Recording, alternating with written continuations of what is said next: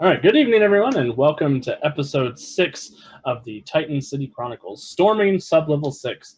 My name is Alexander Thomas, and as always, I will be your humble game master. Thank you, everyone, for tuning in with us tonight as we reach the final episode of The Lost and Forgotten.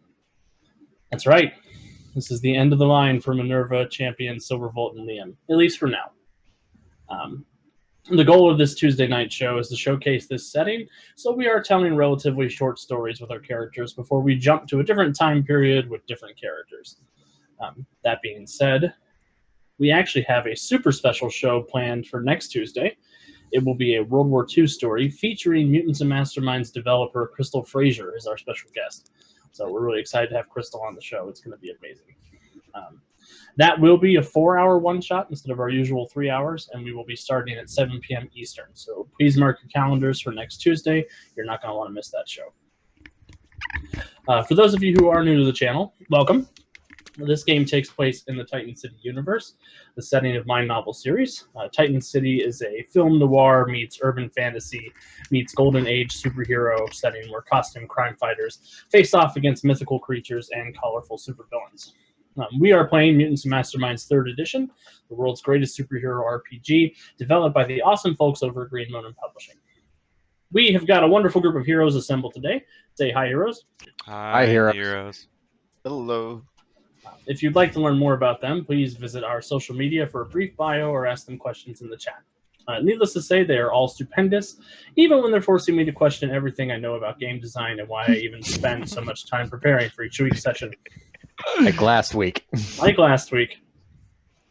One last note before we get started. Please stick around to the end of tonight's episode. We are going to be announcing what we're doing next after our super special one-shot for next week, and I'm very excited for the time period we have chosen. So without further ado, let's jump right in. Last week, our heroes attended the Children of Adam Clan Bake, an event that we've been building up to since episode 1, and it did not disappoint. It did not go as expected, but it definitely did not disappoint. Our heroes used their cunning and social skills to completely sidestep a battle with the Children of Adam. They rescued the lovely Serena and escaped very unscathed from the event. Serena confirmed their suspicion that the true force behind the monster kidnappings is Jupiter Enterprises. The corporation has been taking monsters to an off-site lab known as Sublevel 6 near Ohanzi Lake. We join our heroes as they gather their allies and make their preparations to locate and storm the facility. So yeah, what are you guys up to? Well, I have to fix my office again. Again? Thanks, Silvervolt. I didn't do it. You just lack self-control. That's a good idea. That's a good way to just keep her going mad. I'm not even in the room. I'm cooking breakfast at Ferguson's apartment because I'm homeless. So I'm probably making the phone calls that I need to make, calling over to the Amazons and letting them know what's going on, what we plan on doing, and when we plan on going out to Ohanzi Lake so that we have backup. Dealing with a rogue Amazon is not something the 4 of us would survive. Question mark. I don't know. Maybe. Backup is nice to have in any case. You guys are pretty great. Social skills don't work so well.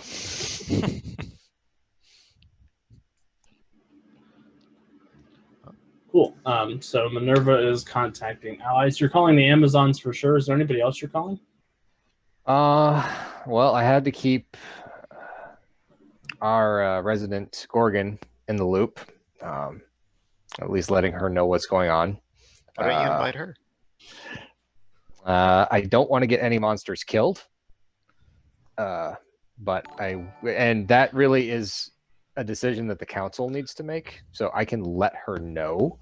And also loop in Mr. Powers and what's his name? The Florian. vampire. Florian. Loop Florian in as well, to let them know what we're planning on doing. I mean, Florian knows what we're planning on doing. Mr. Powers knows what we're planning on doing. So if they choose to send allies with us, that's great. If they choose not to, well, that's their choice. Awesome. What about Liam? What's Liam up to as he prepares for this big old kerfluffle? Um, Kerfluffle.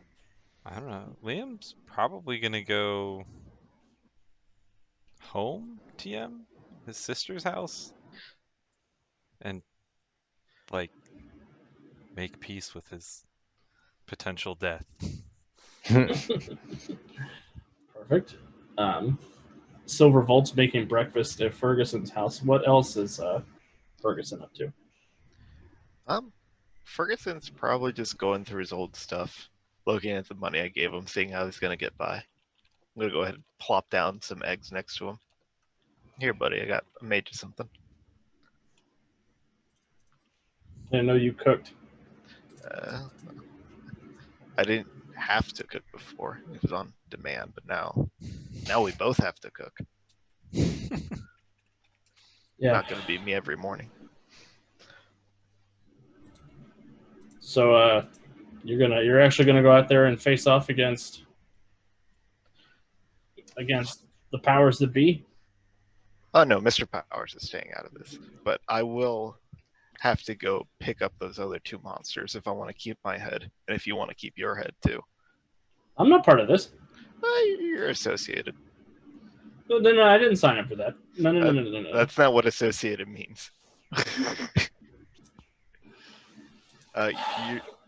You're in a pickle with me, unfortunately. Is there anything I can do to help? Or are we both going to get killed by Mr. Powers? Is that what's going to happen? We're going to get like exploded into purple goo? It's not going to be like that. I will die for Mr. Powers, and then you will die because I'm not here to protect you from anybody else. But I digress. I did stay up all night writing this for you, and I'm going to slide him over an envelope. Was this a love letter? No, I already paid you. Calm down, Ferguson. But since the vampire radar was supposed to be your promotion up to JP, this thing needs a new buyer. And I've gone ahead and written up a new proposal that should get us along and maybe get our own lab started up if I make it back.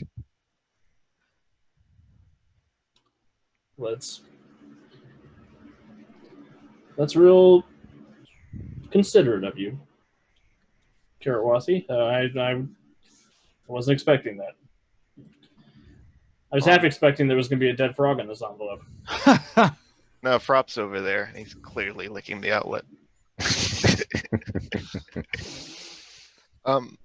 But here, I've also got Hef's contact information, just in case I don't come back for you.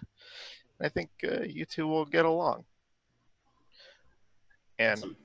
Just to not make things too easy on you, I changed the combination on your safe. That way, it'll be hard to open it if I'm dead. So if I do come back, even if I don't come back, you'll have to remember me for a little bit. Don't get all sentimental now. If you don't come back, I'll hire a locksmith.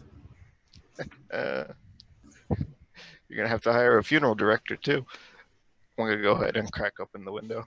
Well, it's been nice knowing you, Ferguson. It's been nice working with you too, Karawasi. Hey. It's never boring. I'm aiming for 6:30, so make enough for 2, but not too much that you can't eat leftovers. And I'll just go ahead and zoom off. I'm gonna die. Awesome. What's Champion doing? Well, he's probably awakened by the blood red light of a foreboding dawn creeping through the windows of the Eyrie. In the last 48 hours, it's kind of running through his mind at about Mach 7. Looks at the phone, thinks about calling Emma, but doesn't. Gets up, puts on some fresh bandages from all the wounds he's accumulated. starts loading the rifle. Makes ready to fly off in the Hermes. Awesome. Oh no. So you wrap up that horrible neck wound you got from the vampire.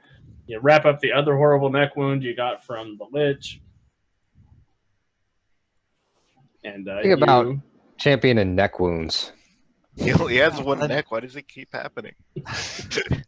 He just sticks it out too far. That's his Take care character of it. flaw. It's Yeah, important. and I never understood that old insult. Here's some might go buy yourself a neck, but I guess that's what it's about.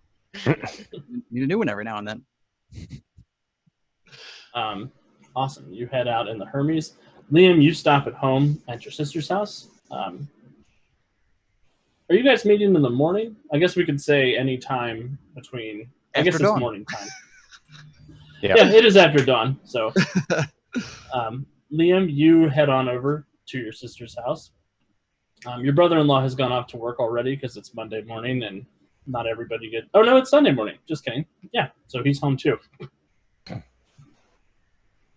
I'm honestly just gonna try to sneak an emotional letter that I've written full of cash, whatever cash I still had left after spending all of it. $93. $93 and an envelope. $93 is not. That's not a bad amount. No, it's not, but it's not $500. Is not. Ooh, the mobster doesn't know money management. That's crazy. Yeah, I mean $93 is still $1,800 in today's money. Fair enough. That's not too bad anymore. I'm gonna just try to sneak in at an early enough hour that they might not be awake and put it on, I guess, the counter. The nearest thing that's not gonna get shuffled under. Well, I'm going to be a pain in your ass as a DM, and I'm going to make you roll a stealth check. You know she waits up for you. She does. I mean, I haven't been back in days. I'm probably dead. Come on, Liam. I was dead. That's even more of a reason for her to stay up waiting for you. Ooh, 25. Oh yeah, with a 25, you're easily able to sneak in, put the money down. You do see that she's in the kitchen. It looks like she's starting to prepare breakfast for her two nieces. You see that she does have a spot at the table for you that she leaves every time she cooks a meal. She leaves the plate out for you just in case. And you hear her just sort of quietly praying to herself about you. I'm gonna grab a piece of toast off the counter and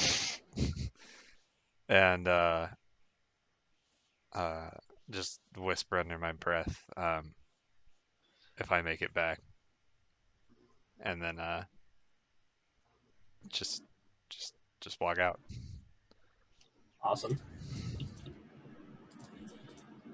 The audience sees her turn around as you sneak out and just briefly feel like she heard you, but then go back to her preparations for the day.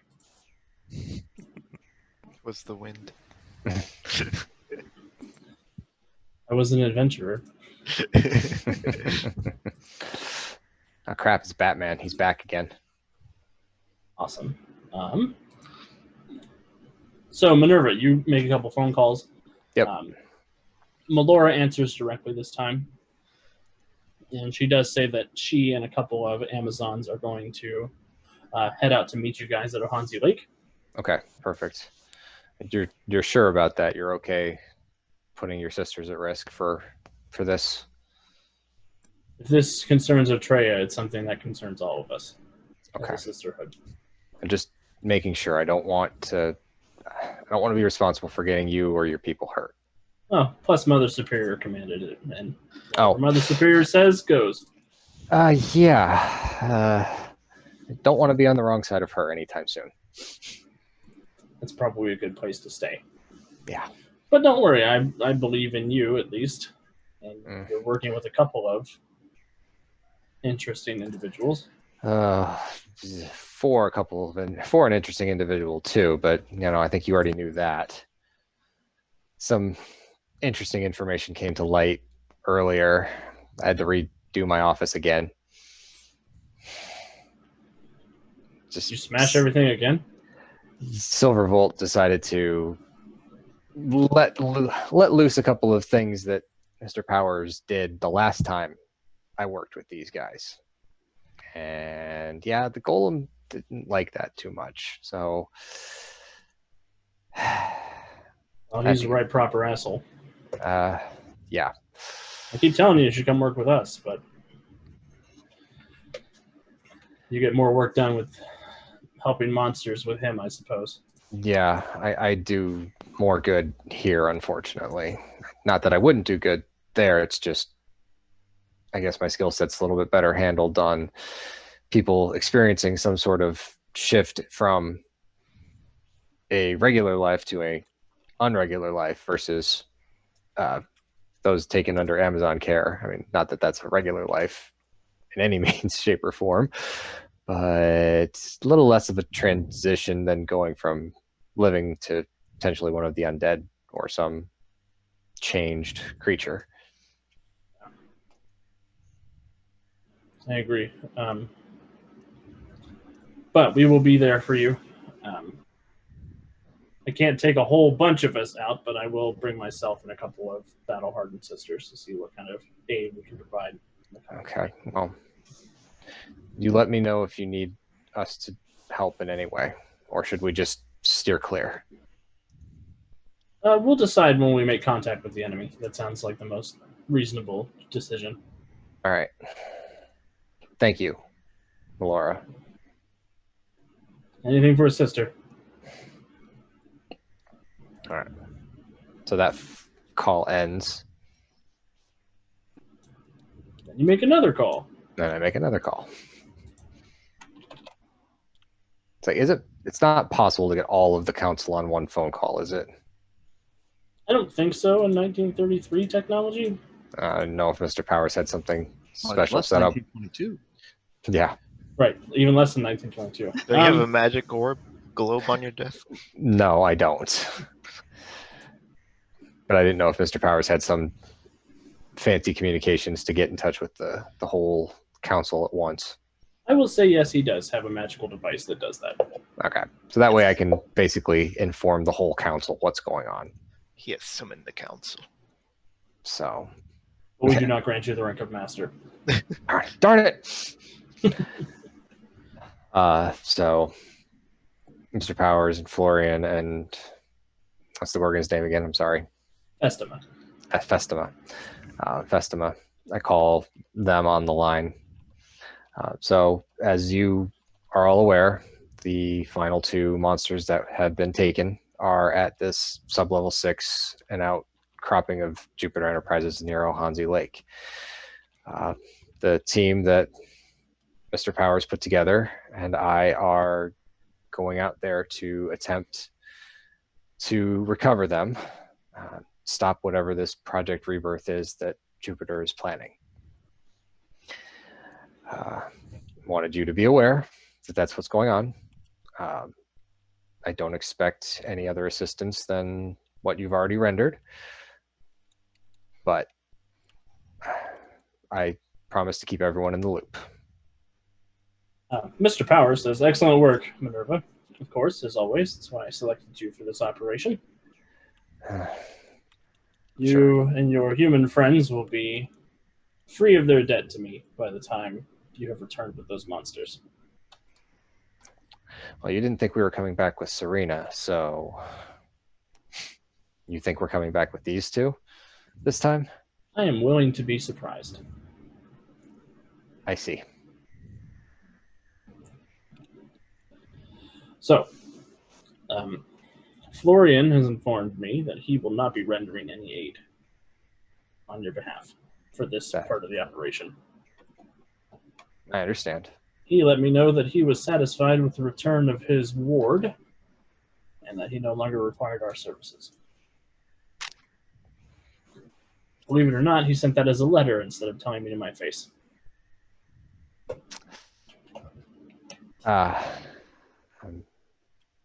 That's interesting, I suppose.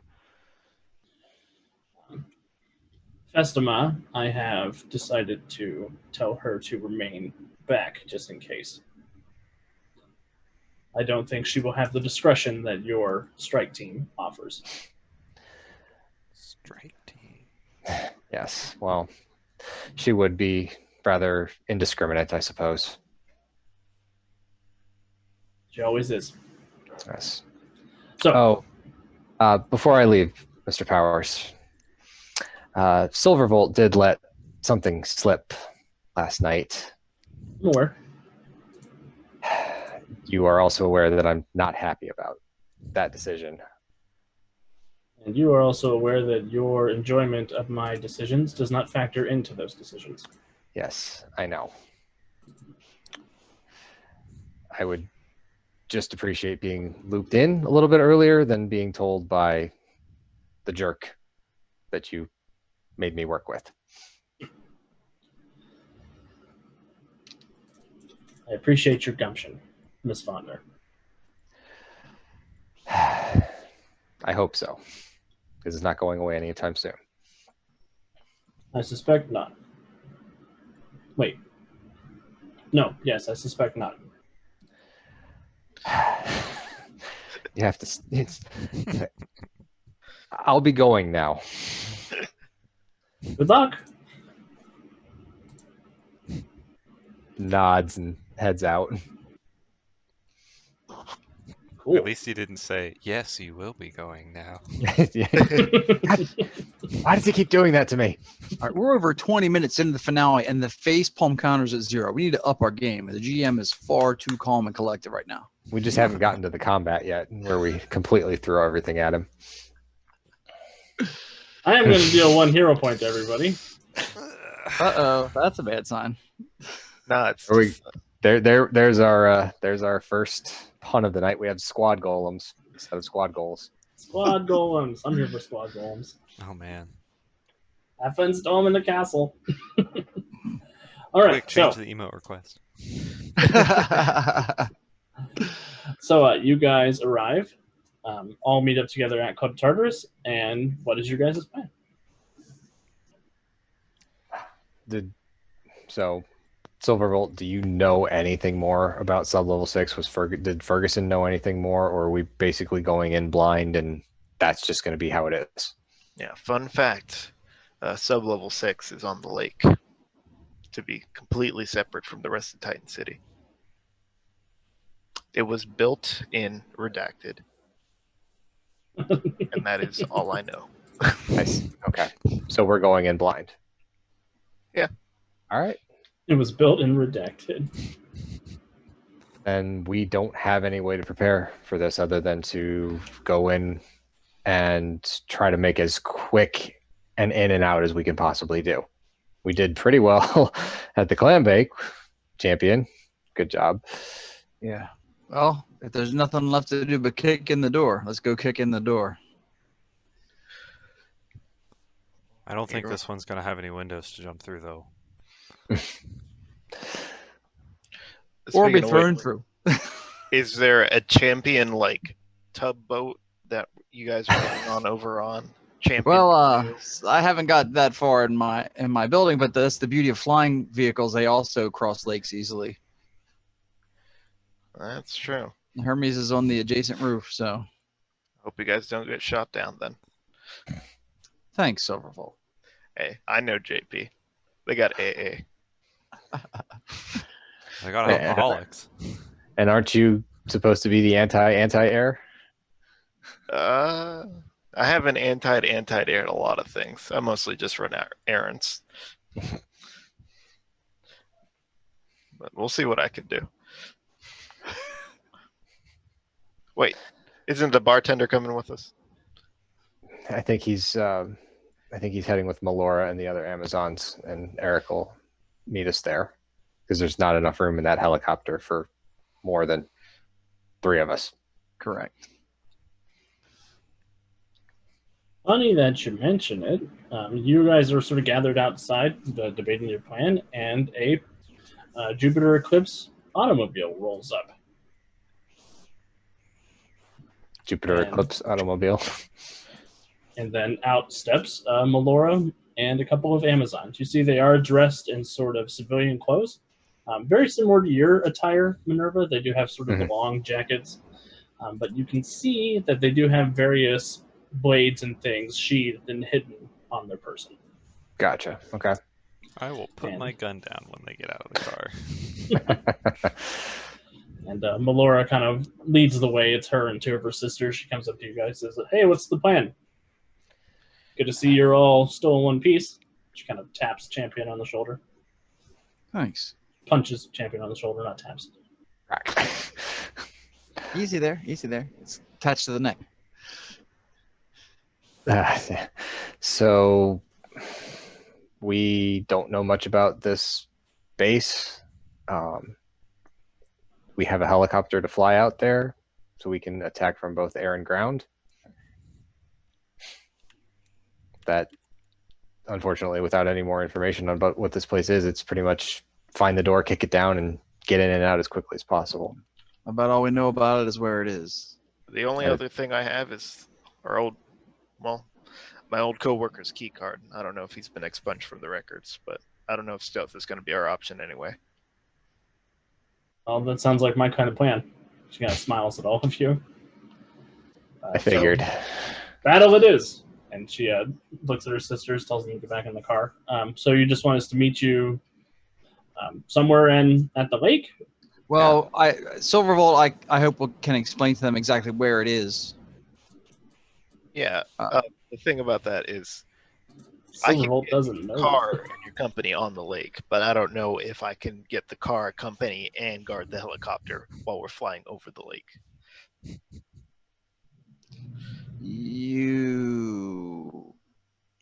I mean, okay, again, guard versus can you tell her where it is?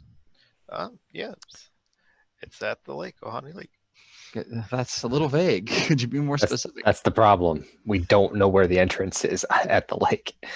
So the lake is literally all we have. Mm-hmm. Well, that's I mean, charming. I bet for a hero point, I saw that in a briefing once. You know what? For a hero point, you did see it in a briefing once. You know, it's actually, I think it's on the northeastern part of the lake. They got their own island. It's artificial.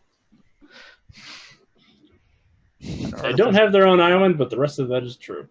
There we go. As long as it's not under the lake. No, the compound is actually just a little bit off of the lake, back in the woods near the northeastern portion of the lake.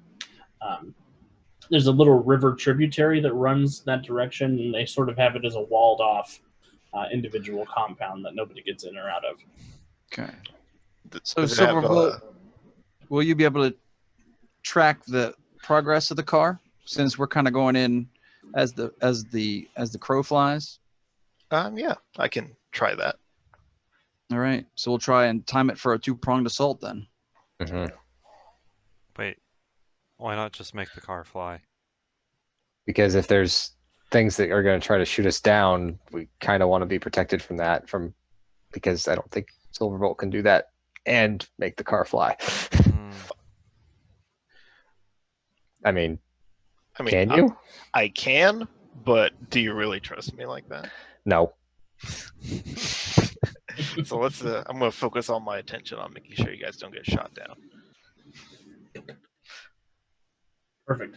I trust you enough to watch our backs to try to get us out of this, because if we get out of this, then there's a good chance you do too. You don't have to tell me that twice. No. Right about this time, Eric walks out of the bar, out of Club Tartarus, and you see that he has dressed for the occasion. He's wearing sort of this Viking hauberk mail armor, and he has this big double-handed axe that he's just kind of draped over the back of his shoulder. And he doesn't have a helmet per se. He has a couple of ram's horns that he has affixed to his head with a headband. And now it's a party. Aye, it is a party.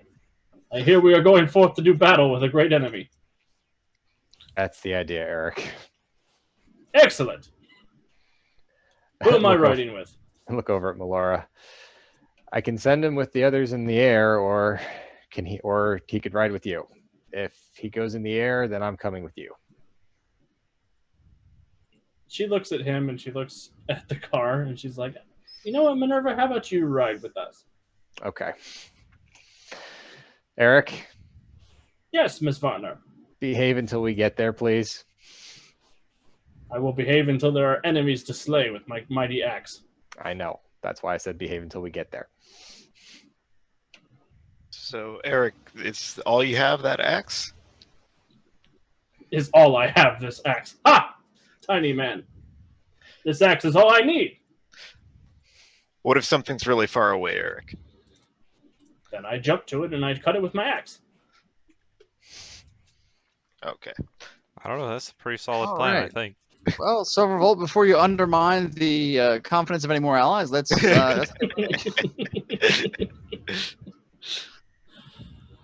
Awesome. Gonna move on. It's going to be a hell of a one-trick pony. So everybody loads up. Yes. I need a nameplate for these characters just so I know who's who. Awesome. I'll get in the front. This time I'm not even gonna ask if you know how to fly this thing.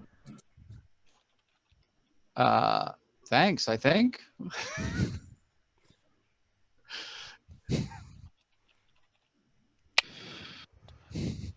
Awesome.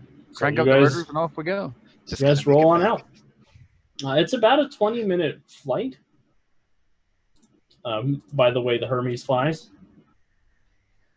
Yeah, I don't know that we have to push it because they're going to be dealing with traffic till they get Out of the city. to the lake. Mhm. So maybe Yes. kind of hover on the opposite shore of the lake and see what we can eyeball. Try and keep it kind of low, maybe treetop level, in case Awesome. there's any inquiring minds and eyes out and about. Cool. You guys do see the compound first, since you guys are taking the plane. The car will show up in just a little bit. You do see that it is bustling with activity. I'll transfer us over to that map real quick. You guys should have control of your tokens. They're down here on the southern portion of the map. You see that it is this walled-in compound, and it has been constructed of this strange black stone the wall has. It's very reflective, and you notice that the surrounding sort of grass and trees sort of reflect off of the black stone when you look at it head on, but when you're up above, you can easily see the delineation between the walls and the inside of the compound. There's only a couple of buildings inside the compound, and they look like your pretty standard cabin in the woods kind of deal, except for the moat and the black stone wall that surrounds it. Can I do expertise, technology, or magic to figure out why that stone would be so shiny? For sure. Please give me a technology or science check, whichever one's higher. They're all 10 babies. Let's see. That's a 28. Awesome. With a 28, you have seen this stone at other Jupiter Enterprises sites that you visited in your time as a scientist there. You know that these stones are very much associated with your boss, or former boss, Marcus Moon. Everywhere that he spends a great deal of time, he has this stone put in place. You know that it acts both as a sort of camouflage from people who would notice it from ground level, and it also acts as some kind of conduit that Moon is able to tap into, but you're not sure to what fell purpose he taps into that. Oh my god, we really are gonna die.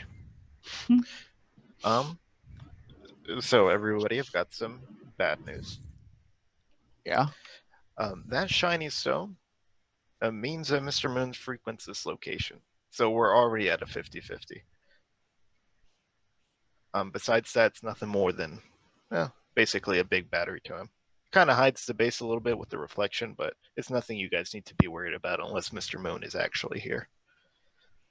And if Mr. Moon is actually here? Well, I wrote my will this morning, champion. How are you doing? Great. You're just full of good news. CEO of the CEO. CEO, scientist, and widowmaker Marcus Moon. Yes. Huh. I'm giving you a hero point. Overall. I'll take it back. Oh, is that the briefing? I don't know if you've read the book, but that's a pretty good description.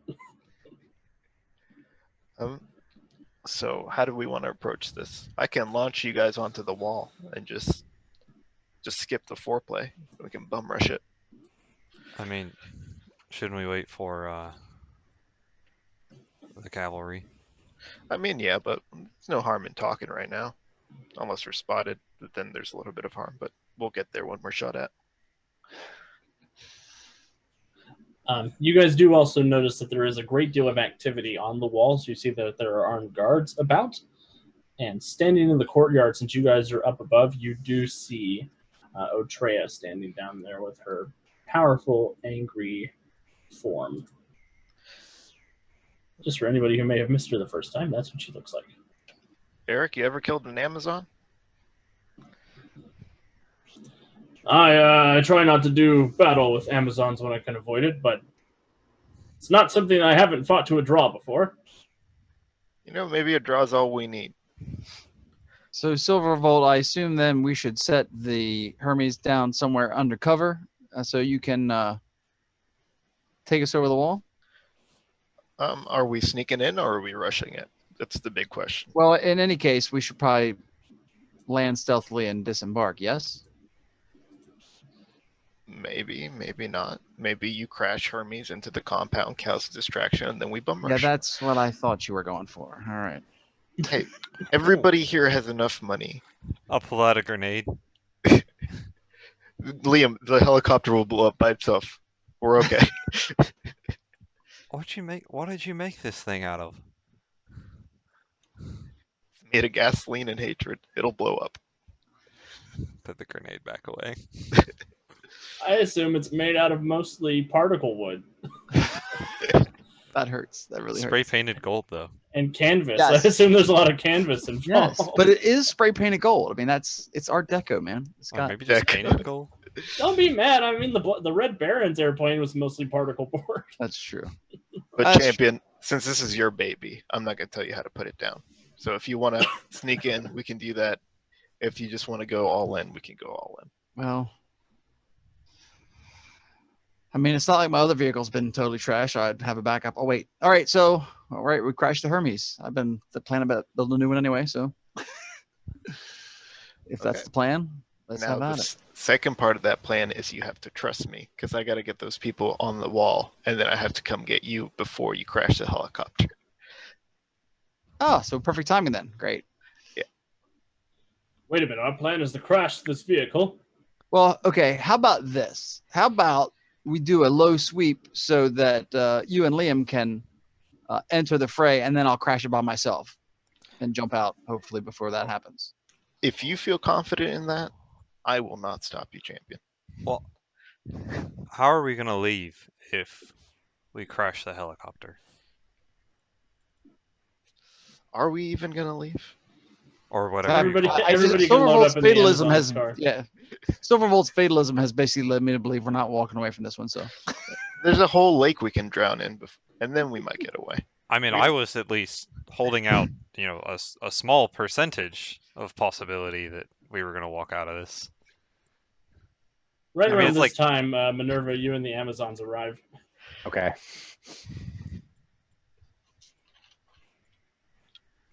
I would say, well, we talked about pretty much just storming the castle, so I'm assuming the Amazons are going to ram through the gate.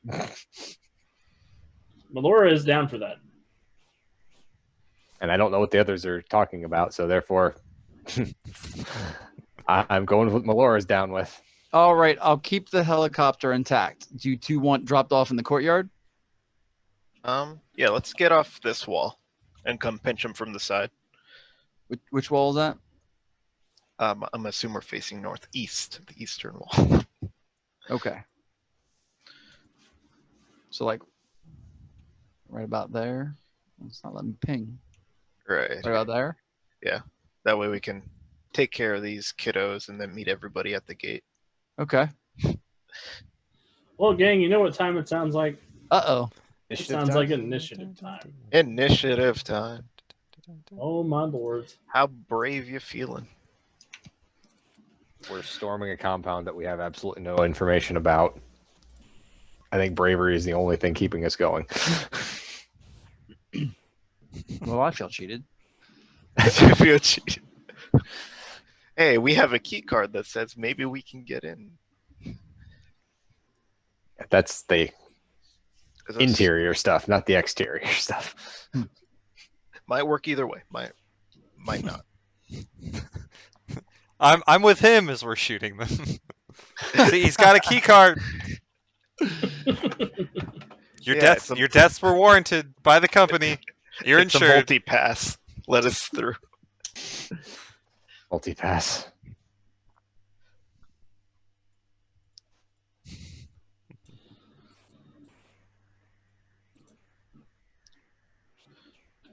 So long. Best part about this game is I never know what's going to happen.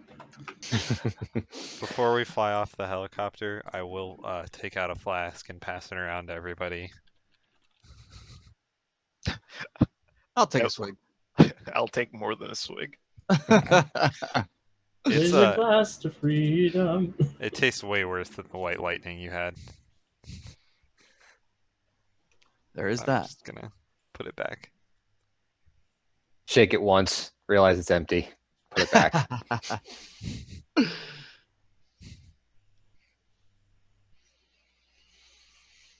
All right, honestly, that was probably the best we could have hoped for Trey's initiative. All right, so initiative has been rolled. Minerva, you are on first. I believe I am at the mercy of the car crashing through the gates, so I guess I'm delaying. Cool. Atreya doesn't know anything is up yet. Melora crashes the car through the gate. Bam. All right. I gotta put more in the driver's seat. Sorry. That's fine. Beep beep. So yeah, she crashes through. The car comes slamming through the gate. It stops. It rolls just a little bit. It lands on all four tires. Melora goes ahead. She just kicks the door off of its hinges and into the wall over there. And she steps out and draws her sword. All right. I would like to go after Melora does. Ooh. Perfect. Thank you for 100 PogChamp. Godless lawyer. Yeah, thank you for the bits, GL. He has at least $1 of faith in us. You are right. You're right, Godless Lawyer. I will give everybody a hero point for the shot. All right. They're gonna need him anyway. It's good for him. Good for him. Now we Gucci. Minerva, go ahead and take your turn. All right. I'm going to get out of the car and move up to here. Mhm. I will spend a hero point for takedown. Well, I will say that because of the minion rules I'm using, attacking that group will count as one Okay. Never mind then. entity, so you don't have to spend takedown to attack them multiple times. Never Multiple mind. degrees of failure will take out multiple minions on the resistance That's right. check. I did forget you were doing that. So I will go ahead and just move up there, and I will kind of take advantage of the shock and awe and punch that group. I rolled a 10 for a result of 20 for a DC save of 21. Perfect. That will definitely hit. Oh, here we go. DC's 21. Wow, the group gets a 21. Yes, they do. It's gonna be that kind of night. So Minerva, you come wading in, but these guys, they're surprised, but they're not paralyzed with surprise. You do see they rally very quickly to fend you off, basically. Okay. Not a problem. Awesome. After Meloria is champion in the Hermes. All right, so the Hermes is gonna land right here. I can't move Liam or Eric's token, but they are also in the copter. Silvervolt was flying, so I guess he could be I'm Wherever gonna he pinch wants him. to be. and I don't have move by, so You got a gun. I do, but Ah, yes, my superpower is gun. it is. Can I draw that out and take a pot shot at that person right there? You sure can. To be All fair, right. the gun did kill Batman's parents, and that's a great achievement. Wow.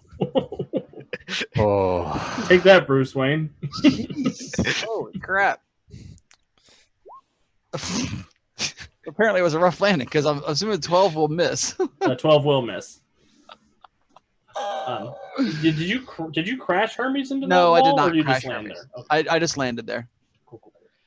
So the auto gyro lands, shakes a little bit. The wind is going all over the walls here. You jump out, a little shaky from the landing, and the Well, actually, I'm vodka. not jumping out. Oh, you're staying in the. Yes, I'm staying in. Cool. So you try to Starsky and Hutch drive by, Yeah. shoot them from the helicopter. Obviously, drive-by shooting needs a little work. Awesome. The Amazons disembark from the car. One of them is going to leap up here, and they're going to assist Minerva with her next attack. So let me roll to aid. Awesome. Minerva, you have been aided. You will get a +2 to your next to hit. Nice. Appreciate it. And this one's going to come up, and she is going to attack this group. And I roll a 9. So she comes up. You could tell she's a little stifled in this dress that she's wearing. But she draws her Xiphos, and she comes up and she swings a couple of times, and the men scatter around her. All right, Silver Volt. Well, is this a group of minions right there? It is. Okay. I'm going to go ahead and try to taser the whole group to paralyze them. Perfect. Taser.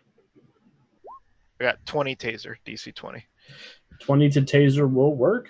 They're in a group, so they got a +2 to their defense.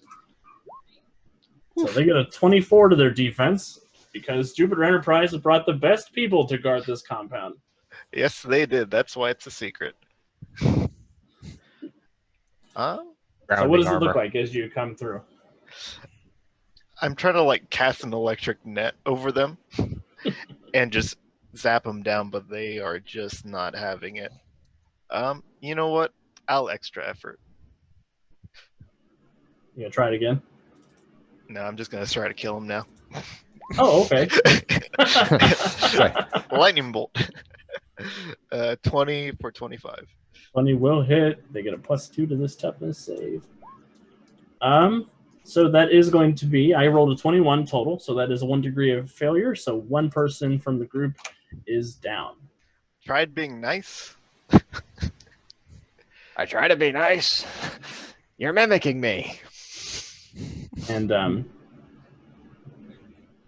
because one of their members went down, they lose one of their +2 bonuses. But you will find out the next time you attack them which bonus that was. But what does it look like, Silverfold, as you come through and chuck lightning bolts at this group?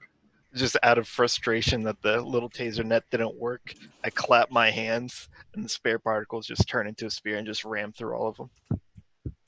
Perfect. Liam.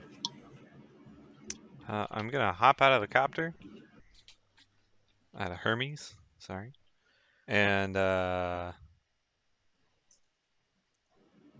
whenever I see a group of people, I think to myself, what could add more to this but a Oh my Tommy goodness. gun? That's a 29. Well, that adds quite a bit to the Tommy gun. Because of your multi-attack, that adds +5 damage. So, DC 24 instead of 19. You heard it here first, folks. Are you attacking that same group that Silverfold attacked? Yes. Awesome. So they are down their -2 to defenses. Or they're down their +2 to defenses, their regular defenses now. That is another degree of failure, so another one of them goes down. Hey. What happens as you spray the group with bullets? I just, unlike previous times, I'm just going to focus on one guy and just take him down to the ground. You get out of Hermes? Yes. Awesome. I'm going to be, right here on the... So this is your guys' surprise round, so the bad guys don't get to go. Eric, as Hermes lands, he taps Champion on the back and he says, "Excellent work getting us here, brother. Stay close to me." And he draws his big old axe, and he's going to leap across the courtyard and land here on this group of dudes. Stay close to him. Go on. Is like, oh, did we forget to tell you that the Viking has super leaping as an ability? He does hit the group, so they have to make a DC 25 toughness save. Hey, that answered my range question. He wasn't lying. Surely was not. That's 2 degrees of failure. So yeah, Eric lands over here. He just straight up lands on one of those guys, and you hear a horrible crunch as he hits the ground. And he brings this big axe up, and he brings it down and just severs from collarbone down to the end of his rib cage. Oh. That guy falls apart into 2 screaming halves. Ooh. Good. Battle has been joined! Join me! Minerva, back to you. All right. I would like to use that +2 the Amazon gave me and attempt to deal some damage to this group of minions. I believe in you. All right. I have rolled an 18 on the die for a 28, which becomes a 30 with the +2. That'll hit. Wow. DC 21. DC is 21. They still get a +2 to their defenses because there's 4 of them. Ooh, but that's not going to do it. That's a 12, so it's still 2 degrees of failure. You take 2 of them out. What happens, Minerva? So Minerva basically looks at 2 of the guards, just kind of shakes her head, grabs, puts her arms out, grabs 2 of them by the shirt collars, and just slams them into each other. Perfect. Because they're paying more attention to the Amazon than they are to me. She's got a sword, and you're just a girl with fists. A fury. Of fury. All right, Otreya. She looks at all of this nonsense, and she's going to surge forward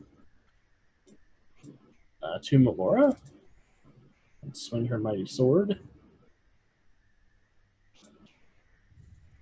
She gets an 18 to hit, which actually will not hit Melora. So she comes zipping in. She draws her sword. She kind of clashes with Melora. They exchange a couple of parries and blows, but nothing seems to land. Oh, and it's Melora's turn, so I'm going to keep fighting with myself until somebody comes over here and helps me. Next round. 28 will hit Otreya. Otreya's got to roll a toughness save. Oh, we've Wow. been saved. So I rolled a natural 1 on Otreya's first toughness save. So she's going to take a bruise and a stagger. Right off the bat. What is happening? 2 Amazons. She just decked the sellout in the face.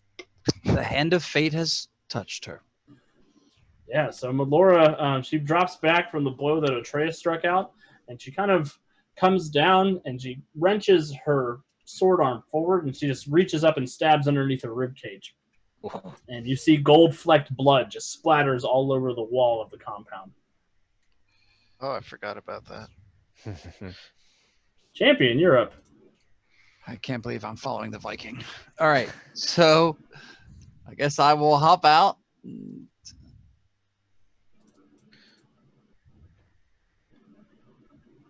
What is this piece of gray trapezoid here? Lower level. Yeah, so that is like a lower level. So I can move through this here friendly PC square. Yeah. No Hot problem. coffee coming through. Hot coffee.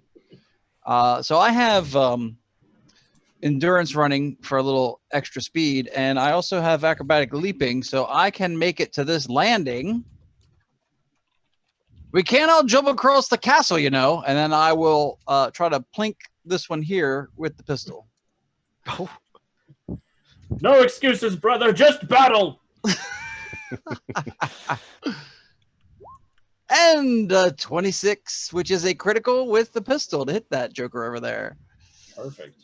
Nice. So that's going to be a DC 24 because of the critical hit. That is enough to drop the rest of that group. What happens, champion? Comes running along the parapet here, sort of ducks between some minions, leaps across the gap of the ruined gate, lands at the top of this staircase over here, empties the rest of the clip into that group that the Viking is facing, and then sort of flashing a devilish grin at this group of minions immediately to my left and say, "You can surrender now, you know." You really think we have that choice? You had your chance. Yeah, you kill a couple of guys, you get a big head.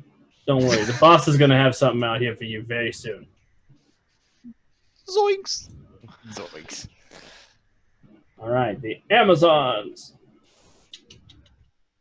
This Amazon is going to step into this space, and she is also going to keep trying to assist Minerva. She still succeeds with a 12, so you get a +2 to your next attack roll, Minerva. All right. This one over here is going to attempt to assist Champion. Wow, she got a 27, so you were going to get a +5 to your next roll, Champion. Awesome. Silvervolt, back to you. What's this roof made of? That roof is made out of some kind of stucco tile. Stucco tile. I would like to move here. And then use my move object to rip off the roof.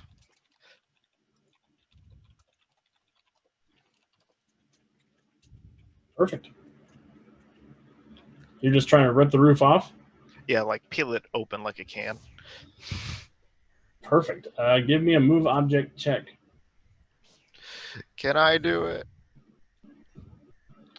Oh my god, I forgot where I put my move object. No.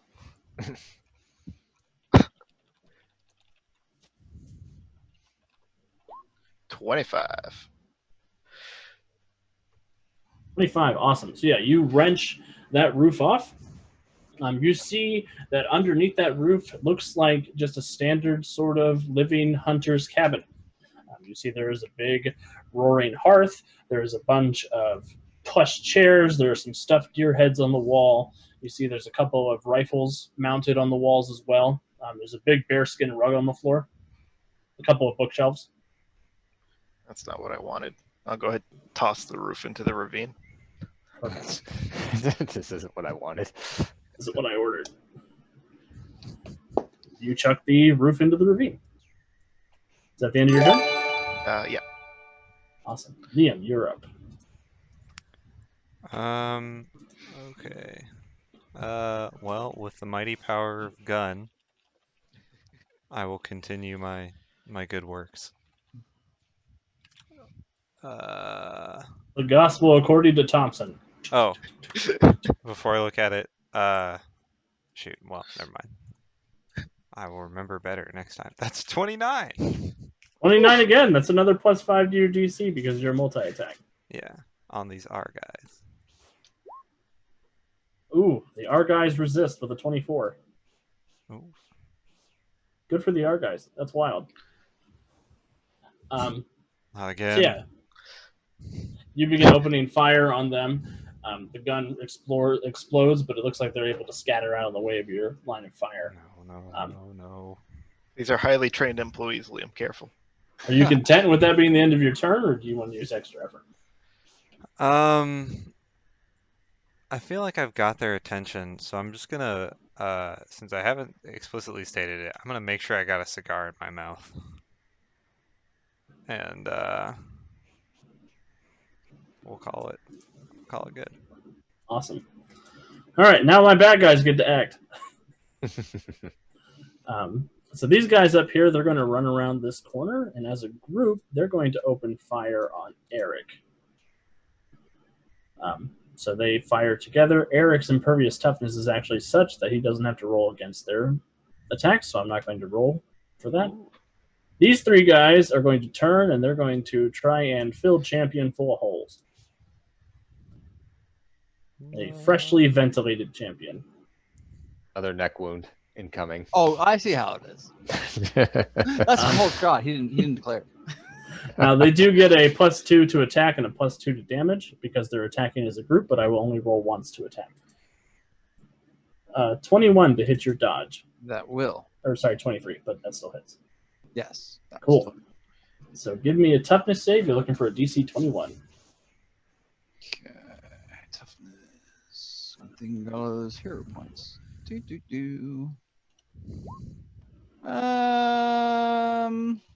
a bruise if you want to take it. Yeah, With a you know what? 17. I will. I will take that. Awesome. So, some minor injuries as the bullets sort of give him several grazing shots. I can live with that. Fantastic. So yeah, you mostly dodge out of the way of the bullets, but you do catch a couple that open your skin and start tearing apart your beautiful khaki uniform. He's going for that pulp look again. Yeah. Well, yeah, man. Always.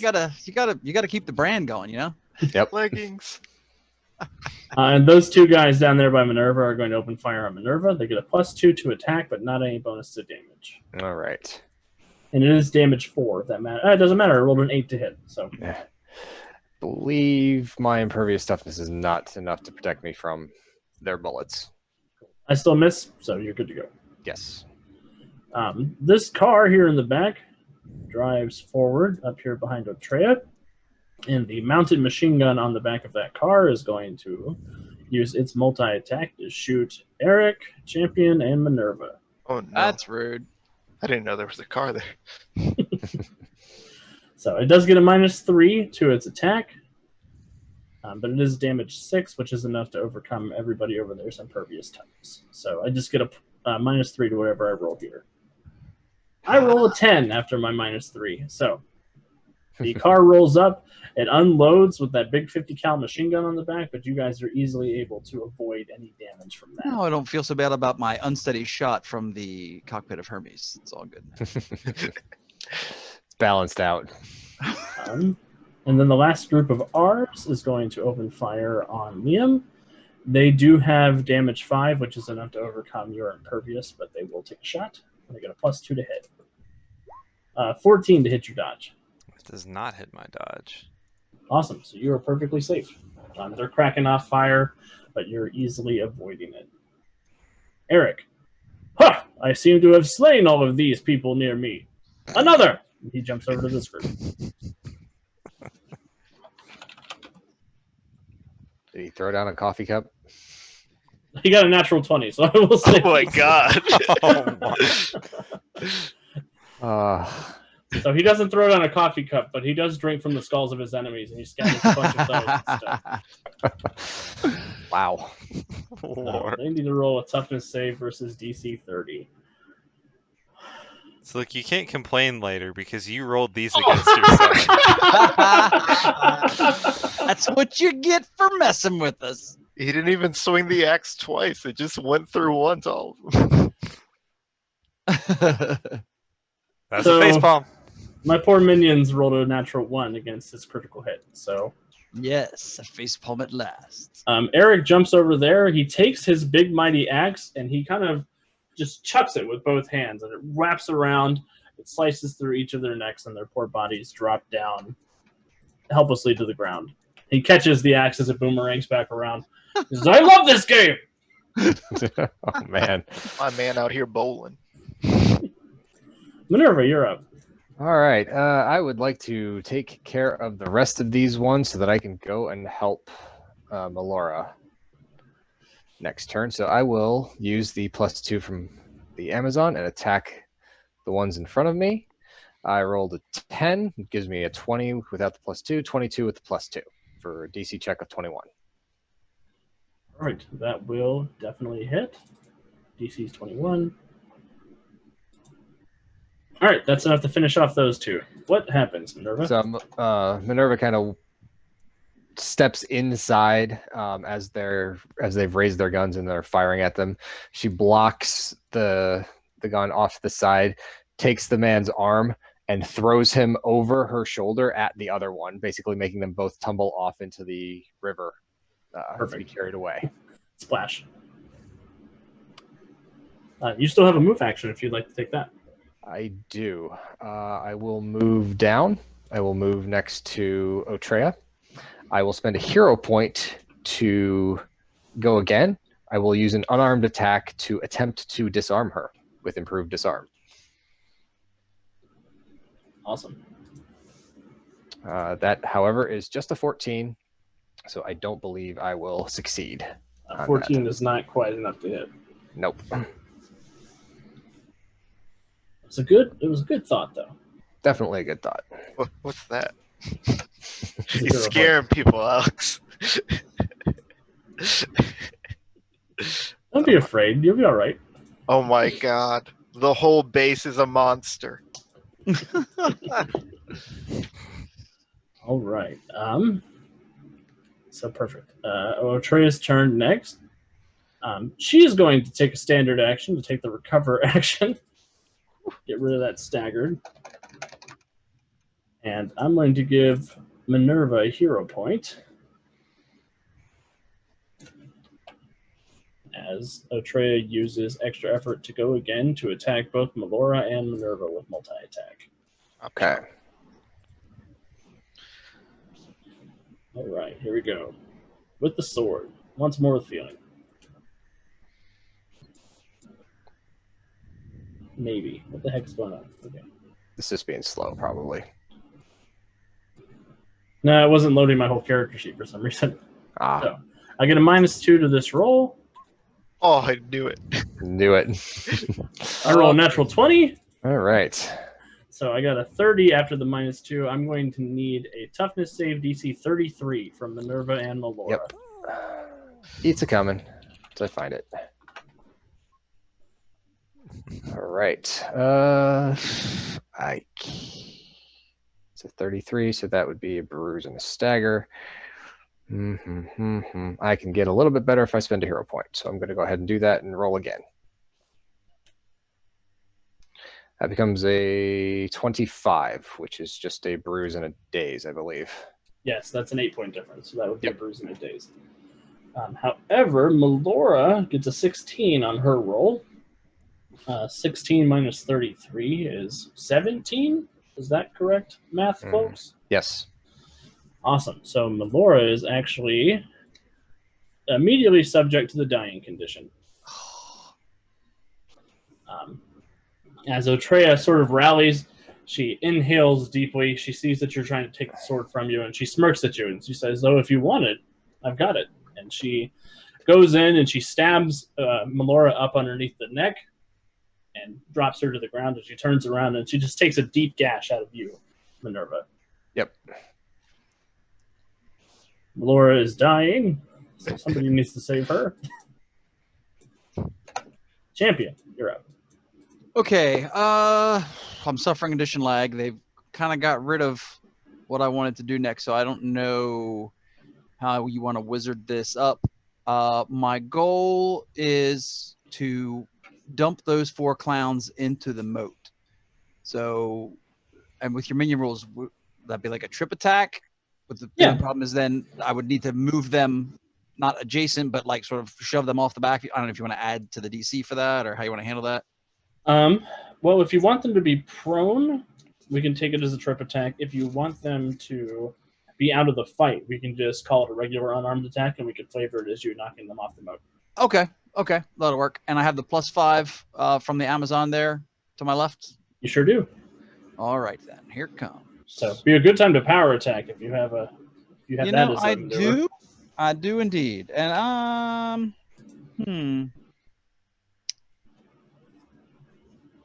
Because you would not suffer the bonus to hit since you've got the +5 to hit. yes, I'll do that. I'm gonna power attack that. So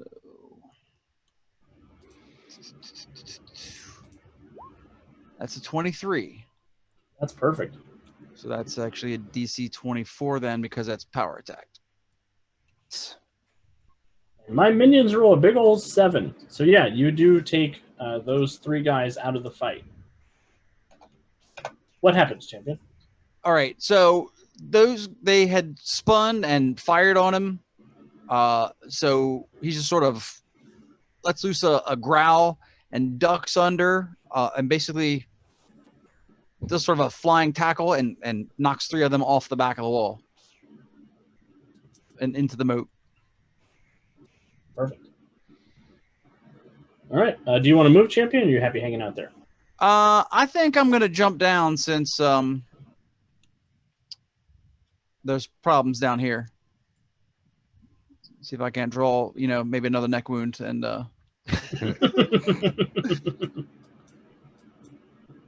Maybe a bonus decapitation. Who knows? maybe. I don't have anything in treatment, so I can't really help her. Okay. Amazon Blue is going to come down here beside Melora, and she's going to drag her away from the fight. And she will attempt a treatment check. We need an 18 to stabilize the dying condition per the house rule we're using. That's a 9, so she is not stabilized yet. She's still bleeding out. And, yep, she has to roll. I forgot to roll a Fortitude save on her turn, so I will roll a Fortitude save real quick.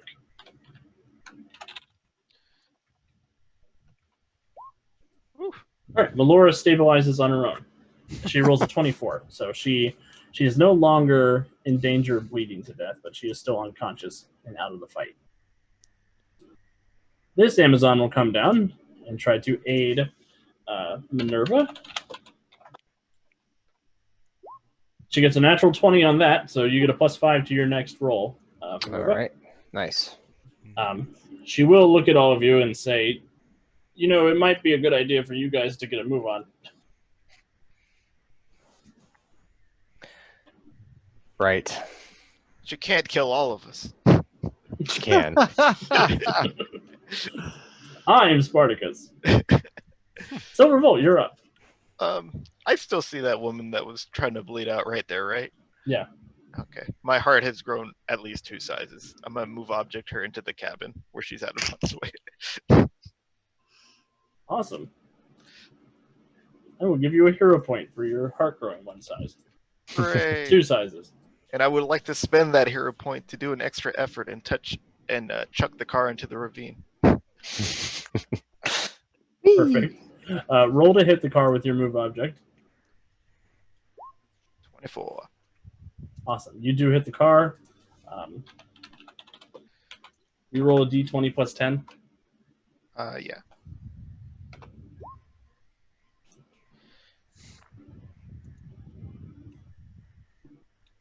Oh, sorry. Yes, please.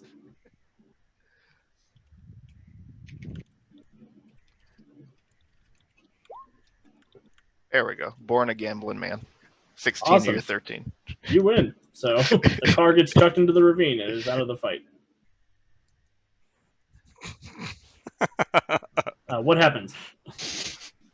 I'm just kind of panicking, thinking we're all gonna die. I'm gonna pick up the Amazon, so the Amazons don't kill me after this if I make it. And then I'm gonna get this machine gun turret out of here. I'm just gonna whip another electric bolt and just fling it right behind me. And then I'll use my move action to jump into the cabin to make sure she's all right. Awesome. Good move. Liam, you're up. From what you can tell on this side of the fight, everything is going great. Yeah, except they're not dead. Well,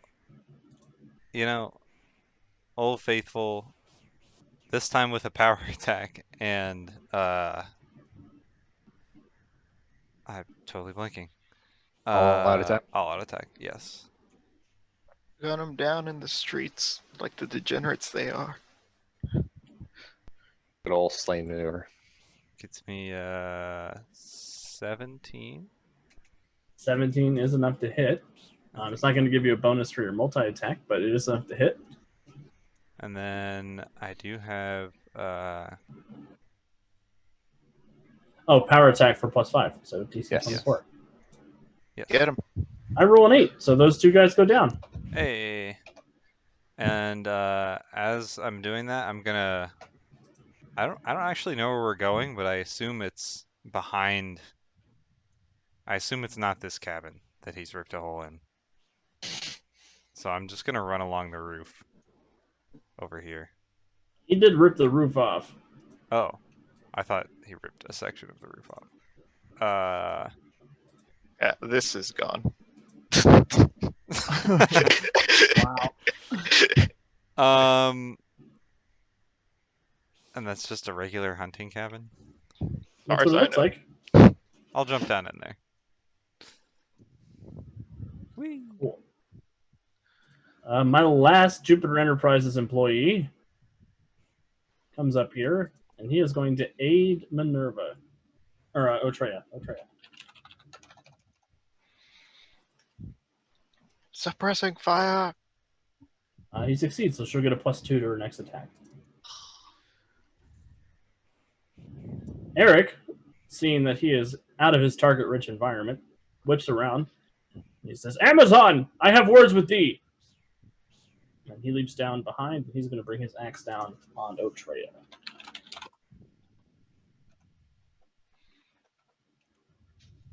21 does not hit, though. Oh, she's a beefy girl. I'm So scared. he comes down, the axe hits the ground behind her, and she looks at all of you. And she says, "Have you all really come out here just to die? I do make house calls." This time we have to come to you. All right, I will, because I've been aided, I'll at least use that before I take off. I will attempt that disarm again. Perfect. I do have the +5.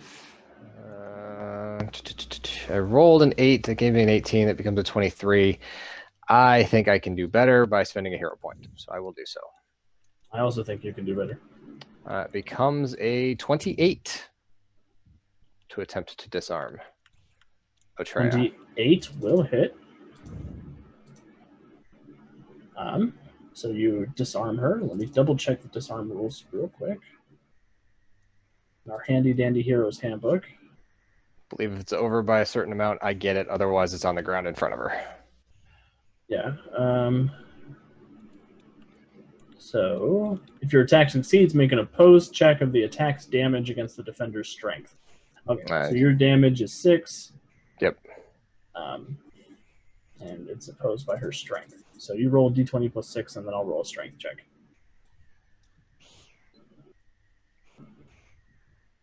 Oh. I roll a 28. I rolled a 31 with a nat 20. I don't know What? if I get the +5. I don't know if I get the +5. I rolled a nat 20, which gave me a 26. Technically, you don't get the +5, but I'll give it to you. Crit happens. Because crit happens. So you disarm her. You knock the Xiphos out of her hand. I was gonna say, is it just? And it's just enough to knock it out of her hand. I don't get it. Right. Although I am unarmed. I don't remember how that worked. We've done this once, so. That is important that you're unarmed. Let me double check. Apologies for the folks watching at home. Or listening. Or Minerva's listening. got 2 arms. It's okay. She's still here. If you win if you made the disarm unarmed, you can grab the dropped object as a free action. So yeah, you can grab it if you want. I grab it, I stow it, and I book it. I'm running. Perfect. Minerva goes running with the sword. Otreya looks around at the gathered NPCs, the 2 Amazons and Eric. And since she has that +5 from the minion, or +2 from the minion, she is going to use her multi-attack and her shield, combined with 5 points of all-out attack and 5 points of power attack. Oh no. Champion, you're in range. She's only going to attack the 2 Amazons and Eric with this attack. But thanks for the help, Silverbolt. Hey, I'm over here playing medic. I saved a life. So now you're going to throw mine away. Great. Otreya rolls a 17, which is enough to hit the 3 of them. Or actually, she rolls a 19, which is more than enough to hit the 3 of them. They're all going to have to roll against DC 33. Oh. Amazon 1. 33 minus 19 is 14. So she is staggered.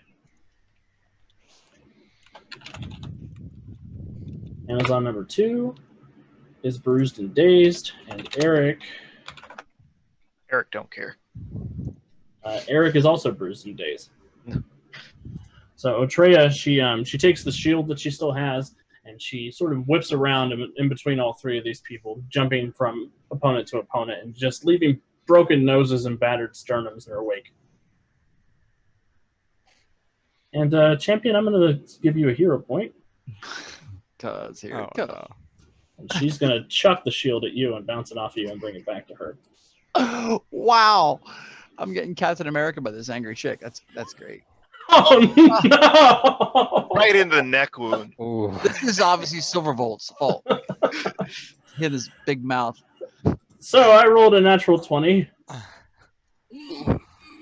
hate you, Um, Silverbolt. Good thing there are extra beds in this cabin, huh? Well, good thing I have all these hero points lying around because I'm not going to take that natural one. Yeah, you're looking for a 38, so roll real high. I can't roll a 38. However, that is a 25. Sorry, 24 because I have a bruise already. Still a stagger. Your head about to come back on that plate.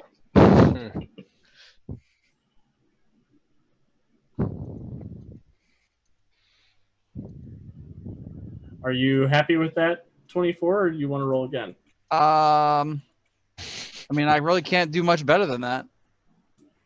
Awesome. So that will be a bruise and a stagger. Yeah. Do I hear that and thunk? Oh, I mean, everybody! With the everybody, reroll, that's an 18 on the die. It's about as good as it's going to get. Yep. Oof. Awesome. So yeah, she chucks it at you. Everybody in Titan City, 20 minutes away, can hear the reverberation of that metal hitting Champion in his big head. Oh, okay. I see how it is. Champ's got a concussion. Melora's still incapacitated. Champion, you're up. No, barely. I'm barely up. I'm barely up. All right. Since I'm very foggy and my bell has been rung, and I'm annoyed that this jerk up here actually gave her a +2 with her assist. I'm going to shoot this one up on the catwalk because I'm a little annoyed with myself for letting one standing too. So He waves at you. You're coming with me, buddy. The funny thing is you thought you left one up there, but it looks like two. Oh, well, stand still. It's okay, I got 2 guns. One for each of you. One for each. 19 to hit. That will hit him. Okay. So it's a He's 19. All right, that's enough to drop the last minion. All right. Oh, you stand still. Why is the ground moving?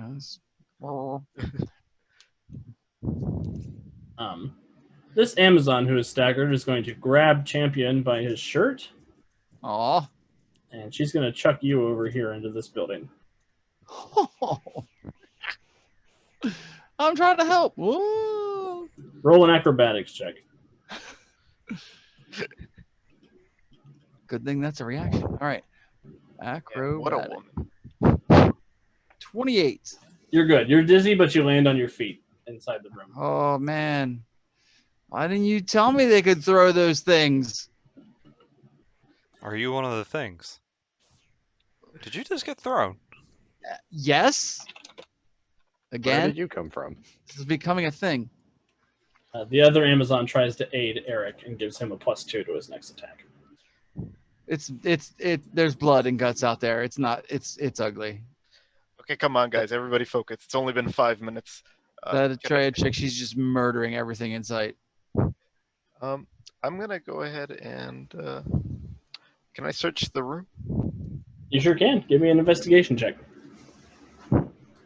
Investigation is right here. Really? I got a 15 investigation. That's With a 15, you're kind of looking around. The only thing that stands out to you is that all of the books on the bookshelves are in Latin or Hebrew, except for one English title that says Journey to the Center of the Earth. Oh no. I'll go ahead and pull on that book. It's not that easy, is it? It can't. And you pull on it, the room that you guys are standing in begins to descend into the ground. Well, that's different. Crap. What's happening above us? Sounds like a lot of bad noises outside, but hard to tell. Minerva, train's leaving.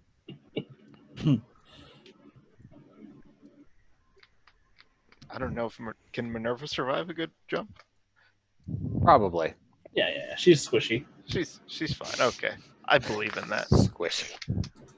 Problem is that we have an unconscious Amazon with us. Are we still in turn order, or? For So now, far. yes, at least until Minerva gets to the group. Okay. We'll just tuck her. Unless you guys are doing anything to facilitate her coming to the group. I don't know that I can. I want to save this extra hero point. My last one. She's a big girl. She can jump down here. Awesome. I guess we'll tuck the Amazon into bed and hope she doesn't die with us. Well, I'll use my turn then to try to wake her up.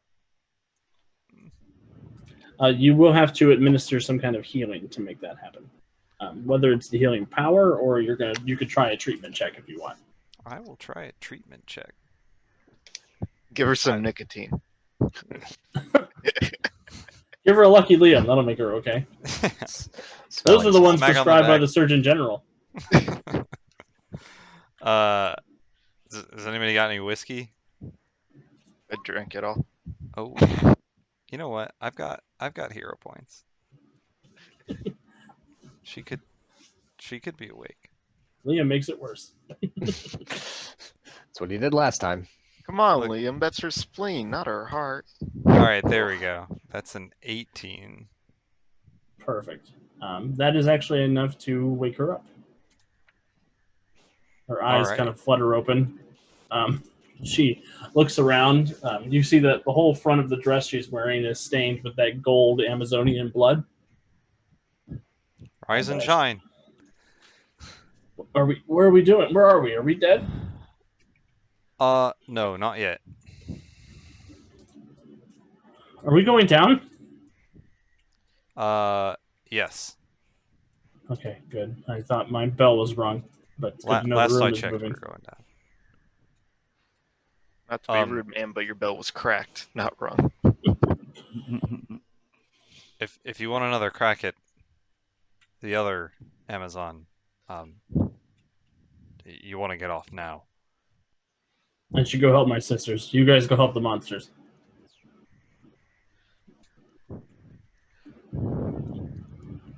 Alrighty.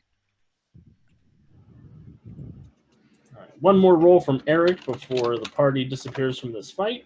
Yep. He gets an 18 and he misses Otreya. So he's swinging. Nothing's going on. He did have a +2, but I don't think it matters. Yeah, it's a 20. That's not going to hit. Nope. So he's swinging that axe around. He's screaming some kind of ancient Norse battle cry. Minerva, you know what he's saying, but I don't know what he's saying, so I'll leave it up to your imagination. It's like, oh, wow. That brings us back around to Minerva. Yeah, I will enter the building wherever the Awesome. stairs are. Yeah, you enter in. That's sort of the front room of the cabin, and you can see just the tops of your friends going down into the ground in the other room. So I will run over and hop in, carrying the Xiphos with me. Oh, good, you took her sword. That should even things out. She still has her shield. Yeah, she does. Yeah, she does. Oh, Good luck, guys. Is that why you don't have like a neck wound? Oh, it's only a bruise. Oh, okay. It's a hematoma. Oh, So Melora says, good luck, guys, and she's going to leap out of the room, and she is going to enter the battle between Eric, the two Amazons, and Otreya. okay. So the room comes all the way down, and as you pass into the bedrock of this facility, you notice that the stone goes from gray granite into this reflective black stone. And you can see these sort of coursing arcs of purple light and energy moving through the rocks themselves. As you come down, there is this rush of wind over all of you as something passes over you in the room, and the wall opposite of you sort of peels down, revealing a doorway ahead into this sort of long black stone hallway. I'll point up at the veins and that's gonna be magic, isn't it? When is it a never magic? It's a magic joint, this Titan City universe. Well, come on. We don't have a whole lot of time if we're going to get out of here. And I mean, all of us, including Melora and Eric and the other Amazons that came with us, we've got to move quick. Okay. All right. Grab and go. Let's go. Snatch and grab. So, work our way through the hallway. Perfect. You guys go making your way down. You do see that these lights begin to pop on. These sort of incandescent yellow light bulbs crackle to life as you make your way down the hallway. Okay. And they seem to be leading you guys a certain direction. You guys want to hear a fun fact? We just got motion sensors. And soon, we're going to be selling these lamps that when you clap, the lights will turn on. Sounds like fake news. Did the lights turn off? Well, they keep not in these. front of us, so let's hurry. Let's go. I do like an invitation.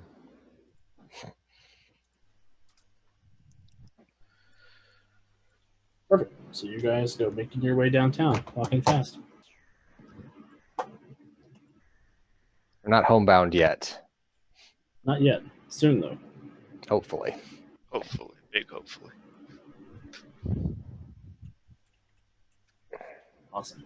So a lot of stone hallway as we pass through, kind of the nervous walk.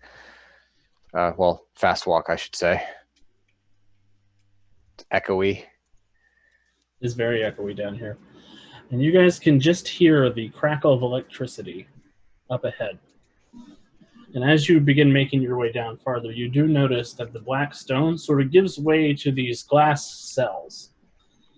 You see each of them has this black metal forming this cube that's etched into the wall, and the glass itself has a number of different runes and etchings carved directly into the glass with this sort of white, carved and outlined with this white paint, with various runes and symbols and sigils that are glowing with this light purple illumination. Is my cigar still going? It is still going. Okay. Who knows? But Minerva is not experiencing any difficulty maintaining her form. Okay, good. So that is a reasonably good sign. Does this count as a language? It does. Okay, then I know what the heck this says. Yeah. So these sigils, you recognize them as various arcane phrases. It looks like they're all warding symbols, and they are all designed to keep something within the cage, docile and powerless. Okay. Are all the cages full? Or you not? haven't come across a full one yet, but Okay. you do see it looks like there's about, going ahead of you, it looks like there's about 30 cages down here. Okay, so there's a lot more to go on. So I'll relay the information to the group and basically say, I can read these runes. They're magical in nature. They're trying to keep whatever's inside from acting aggressively. Something's keeping them basically docile. That doesn't sound right. Mr. Powers wouldn't use some high-level magic for some low-level monsters. The Minotaur can beat up a person. That's not something that can be restrained like any other big animal. I don't know, but most of these are empty. We should keep moving. We got to find the Minotaur and the Yaogwai. Okay. As you begin making your way down, Minerva, you do start to notice that there are name plaques on some of these cells. The earlier ones in the line, you didn't see any. They were sort of empty spots for them. Okay. But you see the first 4 of these have your guys' names on them. And of course they do. And then you reach the next row of cells, and you begin to see occupants inside. You do see sort of this dark red form in the back of one of the cells. There is a nameplate that says Yan Shun on there. His complete body appears to be this sort of amorphous, ever-changing form. You see he's kind of struggling to assert like a face or something, and he is moving up to the glass to get up to try and get your attention, but he's not able to maintain anything solid for very long. And behind you, you feel a slam on the glass, and you see there is a young woman in there who is dressed in sort of this torn and tattered silver costume. She has this cape that looks like bird wings down the back of her back, and she does have a silver domino mask, and she's kind of banging on the glass. Her nameplate says Silver Sparrow. Right, we were told that there was a hero that was captured down here, weren't we? Yeah. If I take the Xiphos, can I cut through the? Can I basically etch through the runes that are keeping them from utilizing any of their powers? Basically, break the magic. Yes, you can. All right, so I will do that with the Silver Sparrow first, and then move over to Yan Shun, and kind of backtrack 2 hours just on the off chance that we end up at them. Good looking out. As you start to facing the glass in here, you guys do hear this great surge of electricity, and then the lights behind you start to pop off down the hallway in your direction. Wonderful. Oh boy. All right, time to get him out of here. Let's go. Is it just the 3 that we need to worry about? We haven't found the Minotaur yet. I'll start jogging down the hallway looking for the Minotaur and any other ones that we can open. Awesome.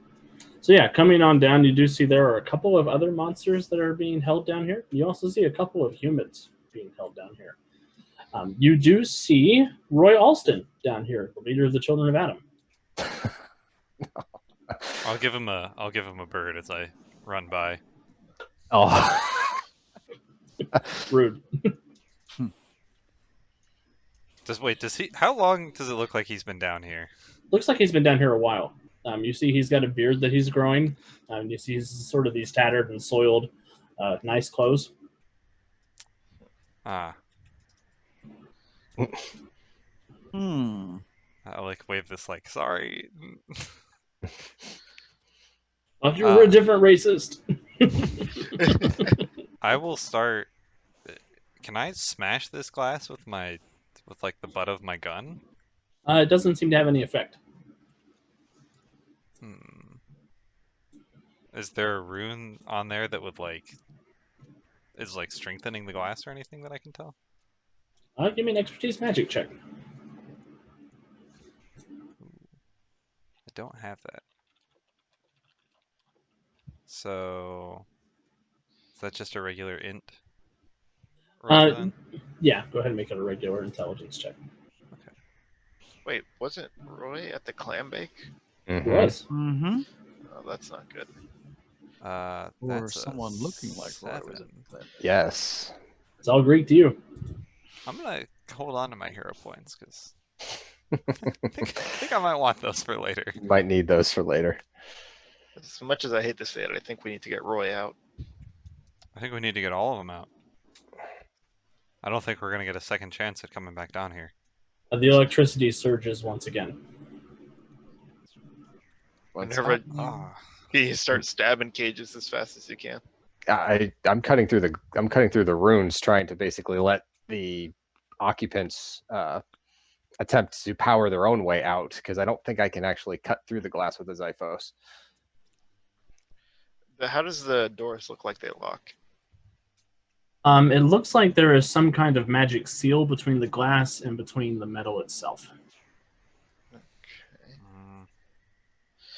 Is there But like, that doesn't appear to be physically carved in. It looks like that's sort of a free-floating sigil. can I do an expertise magic to know how to interrupt the flow? You sure can try. I am trying. I got 17 tries. 17 tries. You don't think that you have the magical expertise to figure that out. Damn it. Hey Minerva, try putting your blade in between these little sections. Are you sure that's a good idea? I am not. Well, then I'll just keep breaking runes for the time being. Um, Liam, down there at the end where you are, Yeah. you do see a couple cages ahead. There is a turn that leads into another hallway. And it seems to be there's this purple light that's emanating from that hall. I think I found the power source.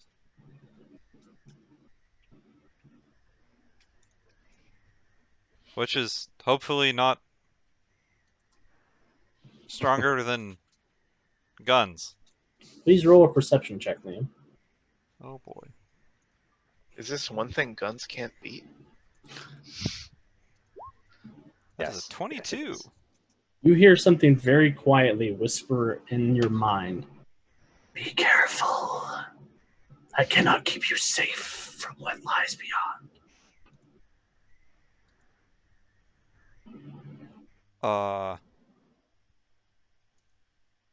Okay. A voice in my head is telling me that down this hallway is bad stuff.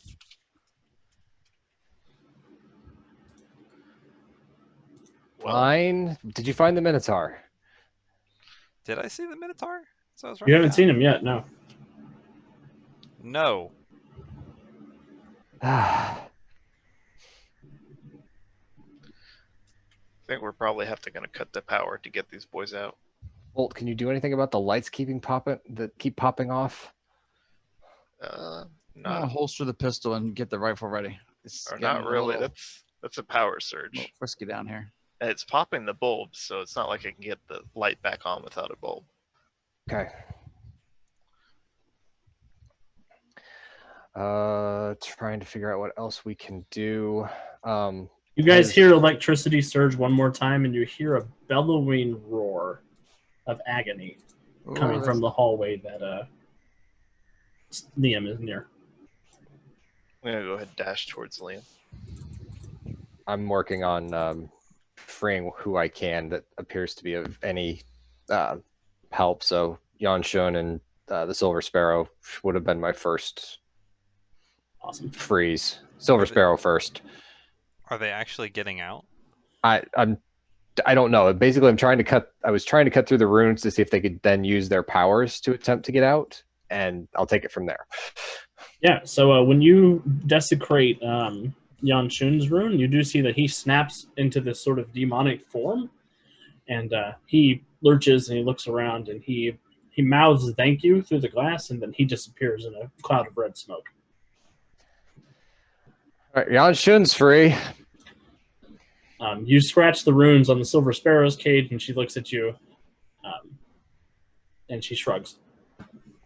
I'll motion, come out of the cage. No, I don't think they can. They still can't get out of the glass. It's just the power that was keeping them docile or unable to use their own powers. I don't know what the Silver Sparrow's power is.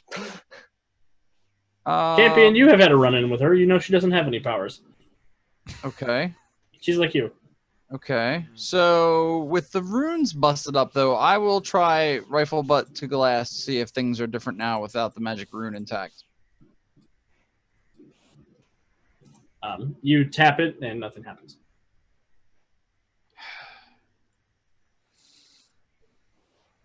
We're gonna have to break whatever's got the seal. I can't see any mechanisms, any other mechanisms. Just No, it looks like it's just freestanding glass. Down the hall, then. all right. I'm just as we're working the way down the hall, I'm gonna continue breaking runes and maybe whoever can get out like Ganshun if anybody else has those powers. Awesome. You do get a couple of monsters who are able to escape either by turning into smoke creatures or teleporting or slithering out as a puddle, all sorts of fun stuff. Okay. Can I persuade any of them to pop in and get Silver Sparrow out as well? Yeah, one of the smoke monsters will go and set her free. Okay, cool. And they're going to begin an exodus out. You see that nobody wants to stop and say hi or thank you. It looks like it is a mad dash for the door. All right. Our horned friend is down at the end of the hallway. You hear another bellowing scream that you would probably call cow-like. All right, well. Is it wrong in my head? I just heard the cows from the cow level of Diablo 2. Oh gosh.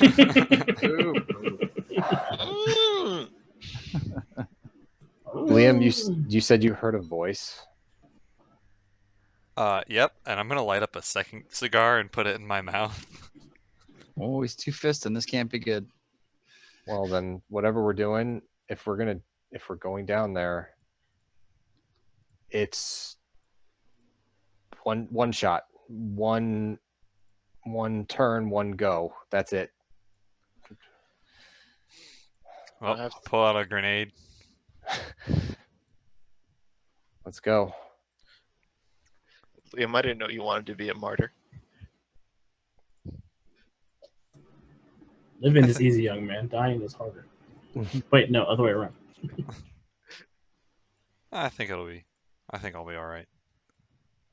Who's going first? Liam will go first. Boldly forward. Boldly. Two cigars in your mouth, or one in your hand and one in your mouth? 2 cigars in my mouth, both lit. Yes, draw me into. So Liam, you begin leading the way. You are the first one who sees the hallway comes into this large spherical chamber, also made of this glittering, reflecting black stone. And you appear to have stumbled into some kind of mad scientist's laboratory. There are a number of machines circulating in the room. There's great bolts of electricity passing from pylon to pylon. In the center, there is this platform that you see a minotaur chained down into. And working at the top of the minotaur's head, you see this sort of pale, blonde, thin man, dressed very nicely in a 3-piece suit. And he has a notebook that he is scribbling notes into. And every now and then he goes and flicks a switch, and electricity courses into the minotaur, and he lets out another scream. And he takes some more notes.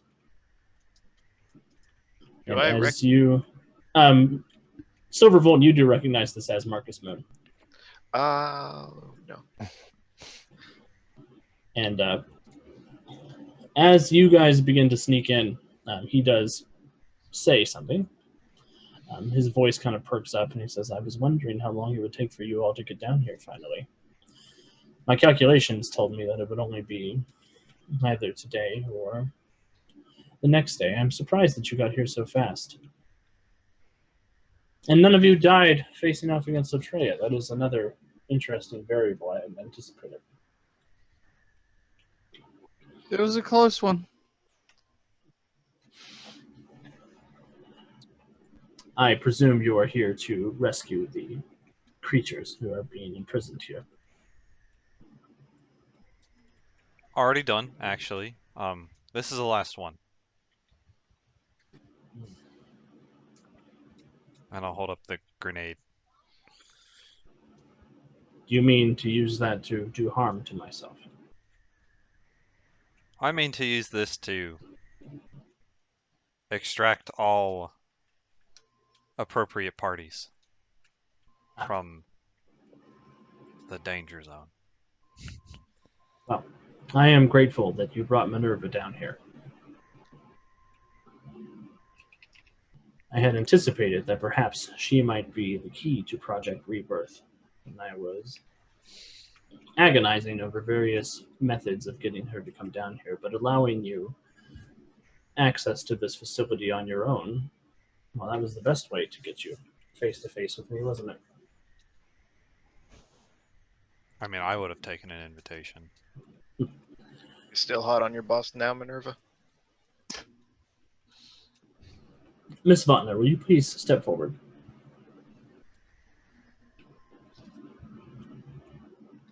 Being aware that this is entirely a courtesy. Minerva will take a step forward, brandishing the Xiphos a little bit, kind of like in a protective stance. You even managed to disarm Otrea. I'm going to have to do something about. I'll have to do something about her dosage. But that doesn't matter for our conversation, Miss Votner. I understand that you are the soul of a dead person that has been transferred into a vessel.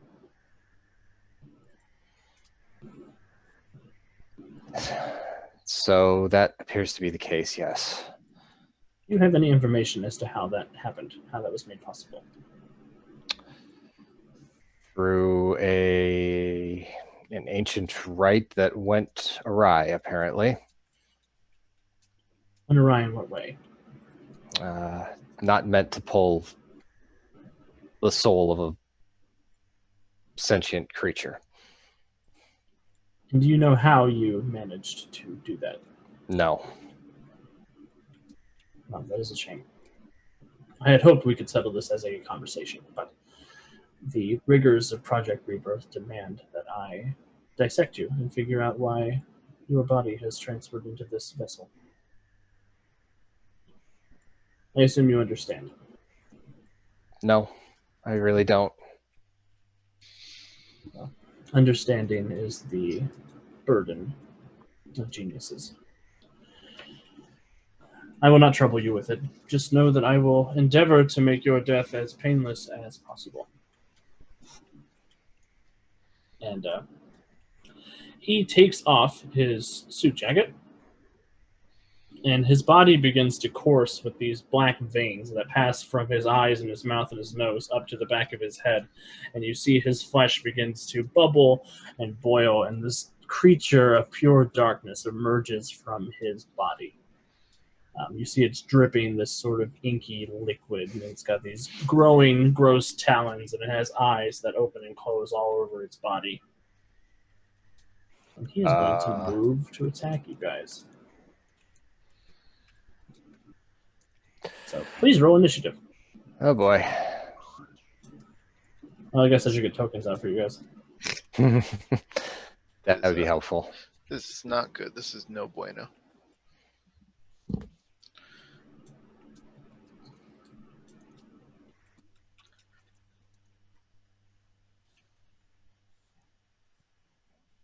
All right. Token is not clickable yet. Oh, because they're on the map layer, not the token layer. That's my bad. That'll happen.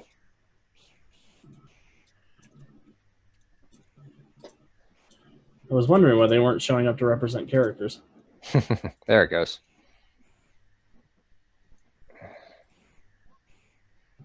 Okay.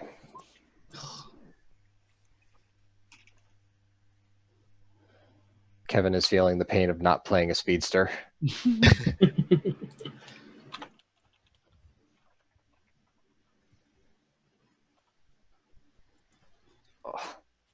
don't have a token for Mr. Moon. Pull out a PC token or a R or an S. Mr. Moon. Where's my PCs? There they are.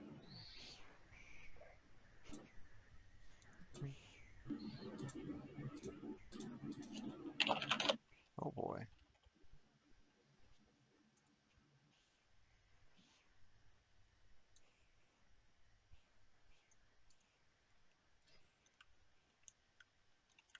Okay. All right, so we rolled our initiative. We did.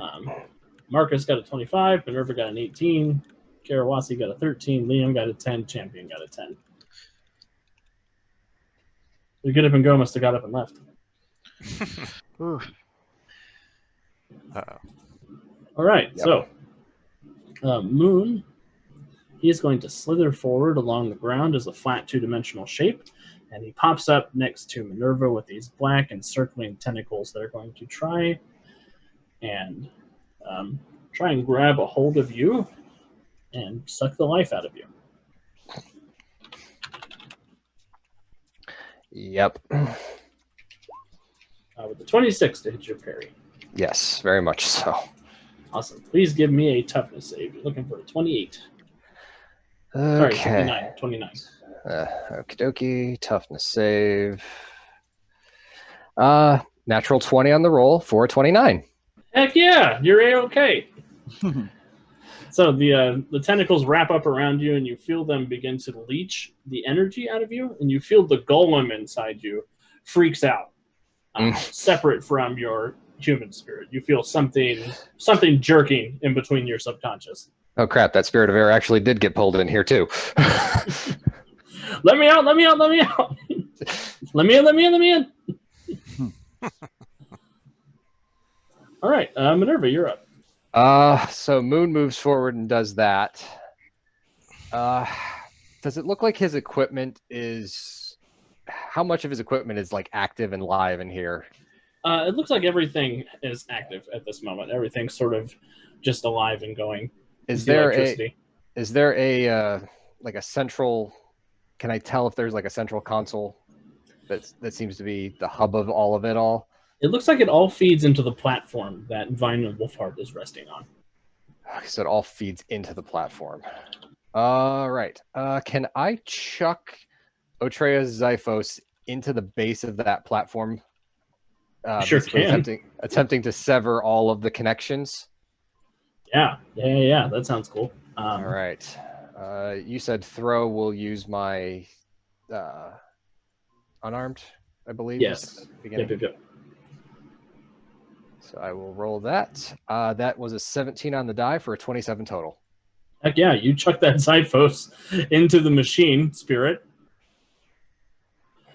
It slices down, it cuts into a whole bunch of the cables and the computer equipment, quote unquote computer equipment that comes down in there. You start to see things spark and sputter and flare. I kind of look at the shadow form of Moon, kind of wide-eyed with a little bit of fear after I chuck the sword into it, and I go, well, you're not going to have much to dissect me with, or at least study me with, if that thing's dead. What makes you think I need to study you? Yep.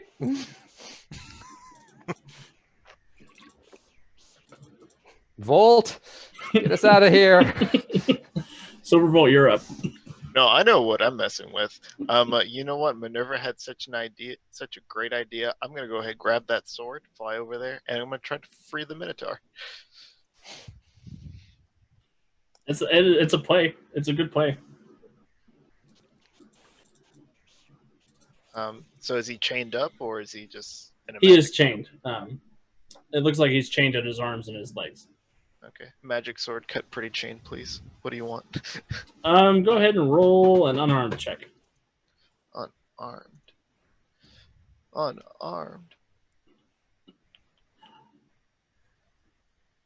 Ooh, I got a 20. Heck yeah! So you zip over, you lightning pull the sword over to you, and you begin hacking the bindings on Vine and Wolfheart. It looks like you're able to get through his arm restraints with one standard action. Can I freak out and spend a hero point to do his legs? You sure can. I do that.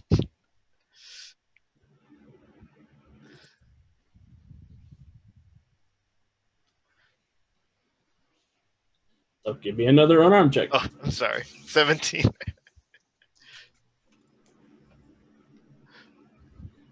Oh, it rolled? It didn't roll for me. That's weird. It didn't show on your end. I got 20 and then 17. Oh, there it is. It just took a second. Lag. Whack. Lag.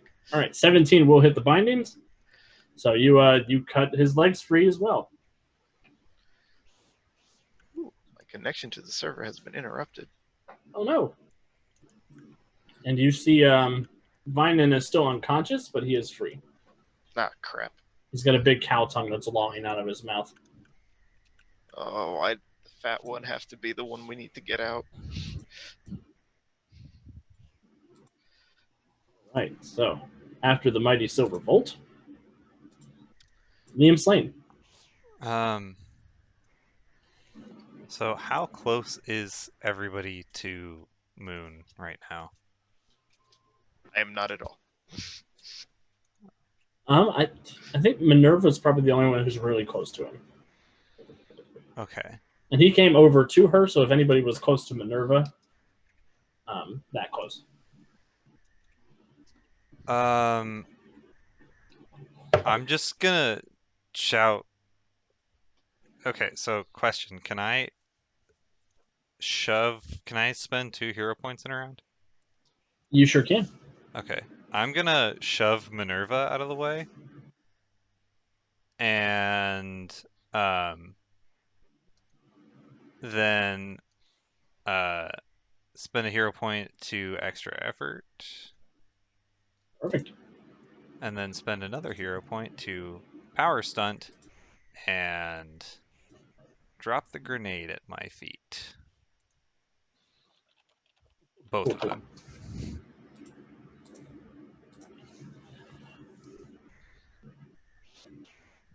Awesome. So As I what- cover no. myself in smoke. Just completely obscure myself. Cool. So you're trying to do as much damage as possible? Yes. To basically distract him, if at all possible.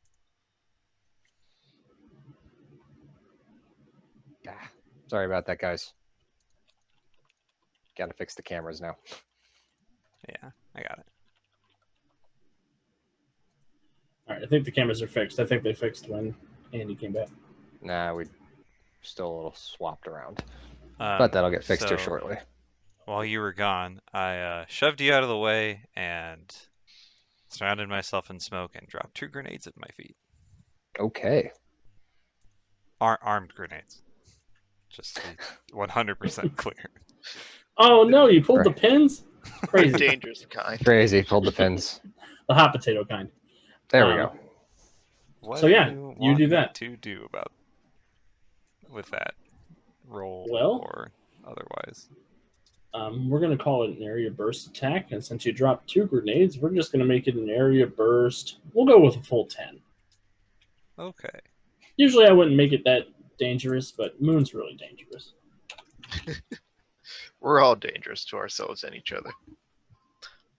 So Moon will take the full effect. He'll roll a toughness save versus a DC 25.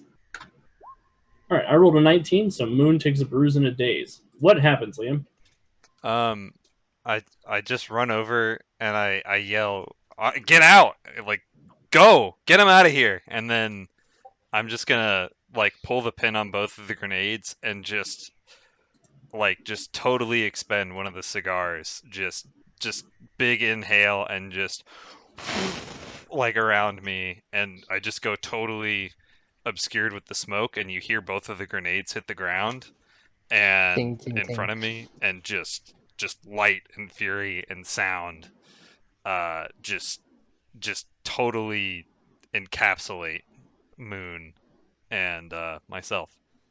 Awesome.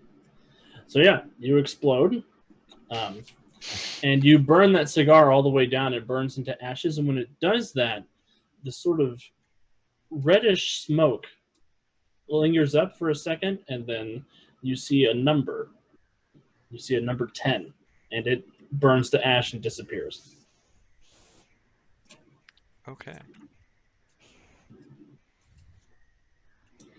But pieces of Moon are shattered and flown across the lab. He sort of coalesces really quickly again into his shadowy form and growls at you. Champion. Whew, okay. This is the craziest of the crazy stuff that he's seen in the last week, and still be staggered from the last fight. I'm gonna take the recover action. Perfect. That is a good action. So you sort of Just sort of dig down deep, like, okay, this is for all the marbles. Get it together, kid. This world's crazy. Awesome. So Moon is back up. Liam blew him up, so he doesn't like that. He's going to lash out, and as he does, you feel this black tentacle hit you, but it passes through your skin and into your mind. Ooh. Oh boy, He gets a 20 to hit your dodge. that does hit my dodge. I would like a will save, please. DC 29. Oh boy. Oh, boy. Oh. Well, I thought Hey. that was gonna be a lot worse. That's a 25. That's only a bruise. So you feel this sort of black inky tendril snap into something in your head, and you feel darkness just pass through your whole frontal lobe, Oh, and you have Man. chills. Oh man. Not the good kind of chills. he's not Minerva. he's not losing control, so that's all we care about. We're multiplying. Yes, I was waiting for it. Okay, we're gonna beat feet, get the heck out of here. Is the plan? Is the Minotaur free? He is, but he's unconscious. Okay. I should have enough strength to move over there and carry him, I believe, or we can let Silvervolt do that with move object. So Minerva is gonna book it. It's a good plan. This is way more than she can handle, and he wants her specifically, and I don't feel like giving him a win. So, So you're taking a double move? yes, I am trying to get back through the hallways as quickly as possible. Awesome. So Minerva beats tracks out of the Okay. lab. Basically telling everybody else, let's go, get what we came for, and get out of here. All right, Silvervolt. Since I don't have a hero point, I can still extra effort and then just become fatigued after my turn, correct? Yes, you can. Okay. Can I extra effort and use my a move object to grab all 4 of us? I will say yes. And then I will fly faster than 36 miles an hour down the corridors. Zoom. Using your extra effort, that is actually enough to get you up and out in one round, because I think you could fly like 120 miles an hour. Yeah. So yeah, what happens as you GTFO with everybody? I see Liam explode, and I see Minerva book it, and if Minerva's running that, I know it's extra bad. It's already Mr. Moon. Mhm. So I just concentrate, gather up all my energy, and just tie lines to all of them, and I zoom out the hallway with them as fast as I can.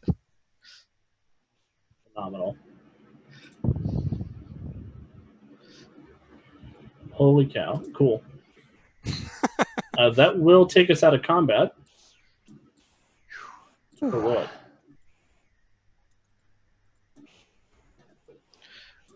Okay. It's not too bad. We still need to leave the whole area. Are they still scuffling out here? You come up out of the hole and you see that the scuffle is over. You see that a couple of the Amazons are dead. Oof. You see that Melora looks pretty wounded as well. And Eric is unconscious on the ground. Ah, shit. You see that he has his own axe embedded in his chest. Oh, God. But Otrea is nowhere to be found. Okay. Crap.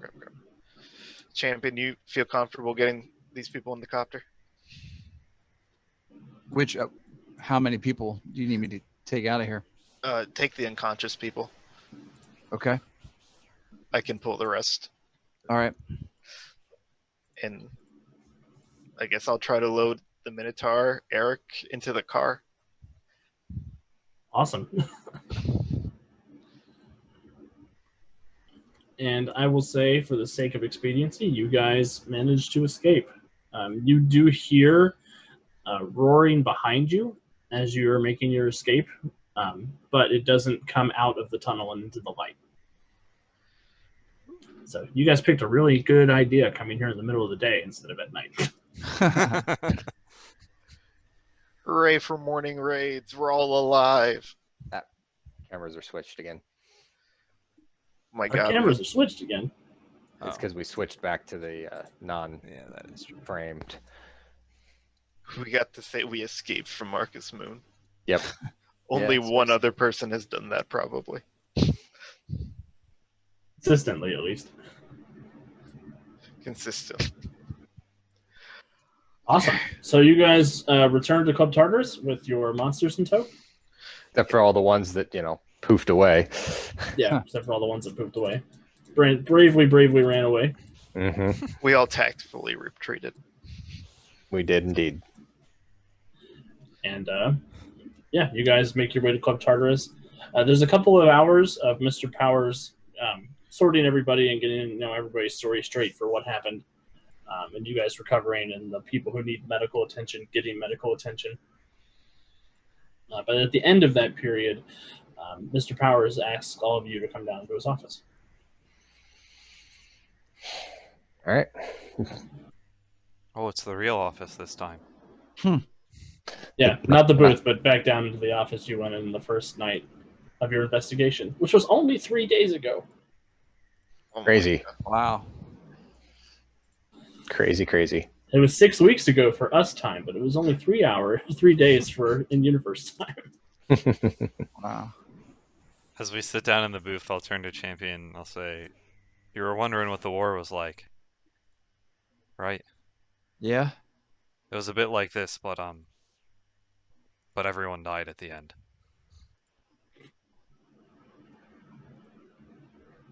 But everyone died at the end. I'll just kind of nod, bemused. Like, wow. That was unreal. Okay. Unreal. My debt is paid. Maybe my neck will be saved. So, you guys descend down into the depths of Club Tartarus, and you make your way into Mr. Powers' office. You see that the manacles and stuff that he has attached to the walls, they have a couple of figures in the binds at this point. Oh. You see that he has a couple of... you don't recognize them. There's a couple of Greek-dressed people in togas. They look up at you guys, and they look at each other, and they don't say anything. Power says, "Oh, great job out there, guys. That was phenomenal. I'm so proud of all of you for rescuing these monsters and making it not an incident as much as possible." Well, not sure exactly how well we handled that part. We handled it well enough. The monster community in the monster collective in Titan City is not going to be set back because of your actions. And I believe there will even be some positivity going on in this. I understand you rescued Mr. Alston from Sublevel 6. We just saw him yesterday morning, but he looked like he'd been there for months. So, what took his place? I have my own concerns about that. I'm not sure what kind of shape-shifting creature would want to take on the role of leader of the Children of Adam and not make it any better for monsters.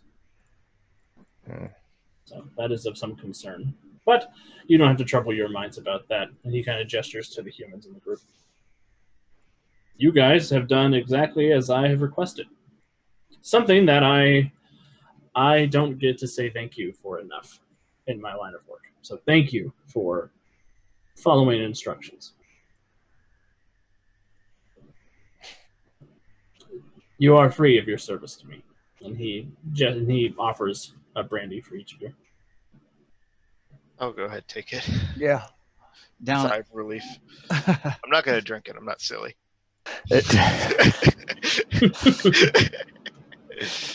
I did. I did too. Good. It's good to drink together. So, what are you going to do with your newfound freedom, humans? Well, I just got it back, so it's not like it's new to me.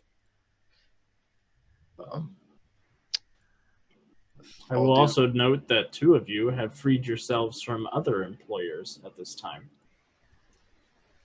as a result of our working together. Yeah. No pension. No nothing.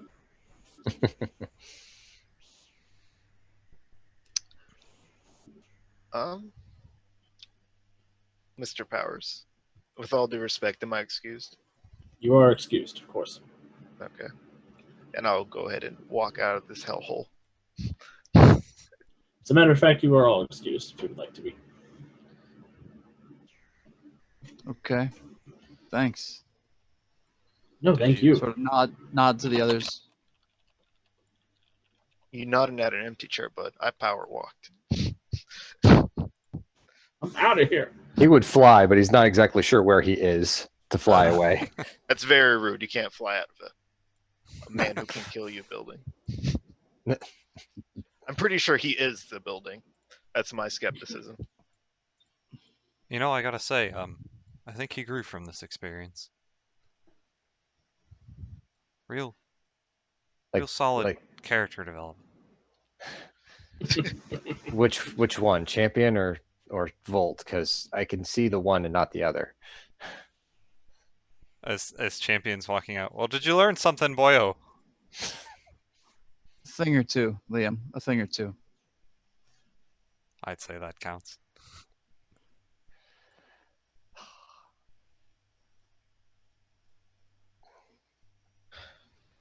We almost died. For 3 days of work, we almost died. Well, Liam, were you still thinking about what we talked about last night? You know, in fact, I was.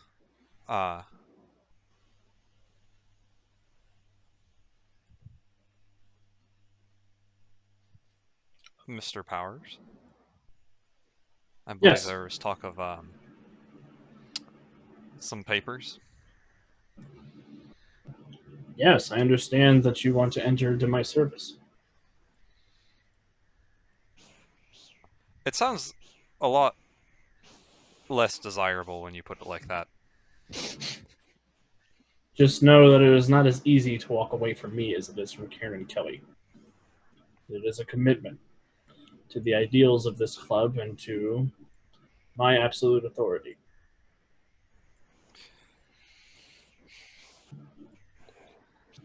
You've got to be sure about it, Liam. Fair enough, and I you know, honestly, I think that I'd just wind up back here anyways. I have seen a number of times when that is indeed what happens. So I am glad that this is one of those times.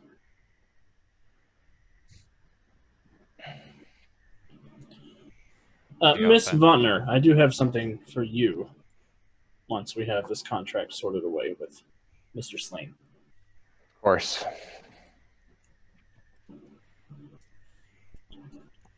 And Mr. Powers kind of reaches into his desk and he pulls out this long golden contract and puts it on the desk in front of him for you, Liam.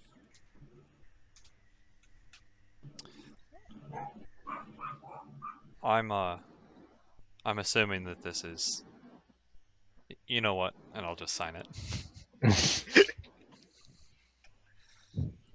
Oh, you are going to be a good employee, aren't you? You and Eric have the same gusto.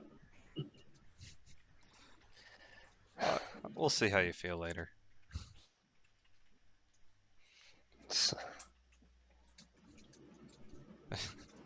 Any chance there's an office for me upstairs? You will find that there is indeed an office ready for you upstairs when you head upstairs. All right, and I'll just wink I'll just give as I walk out of the room. I'll watch him head out, and I'll look back at Mr. Powers. I wasn't sure he was serious, but I guess he was. Well, it is good to know that there are people in this community who are interested in working with us for our ultimate ends.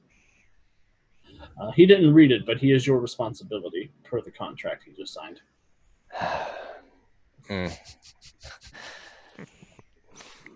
Well, that'll be fun. Oh, he's a good lad. I'm sure you'll get a hold of him. But the reason I wanted you to wait along behind the others, there is a bit of business that I have orchestrated on your behalf, if you're interested. Does the rabbi survive He the did. last 2 nights? He did, and he is here now. Can I see me? Yes, of course. And Power stands, and he goes to the back of the office where the bricked up window is, and he waves his hand, and the bricks begin to peel back. And you can see out beyond this window is this great desolate black and ashen plain with roaring fire and collapsing smoke. And he points down into the mass of people that you didn't notice before. Oh boy.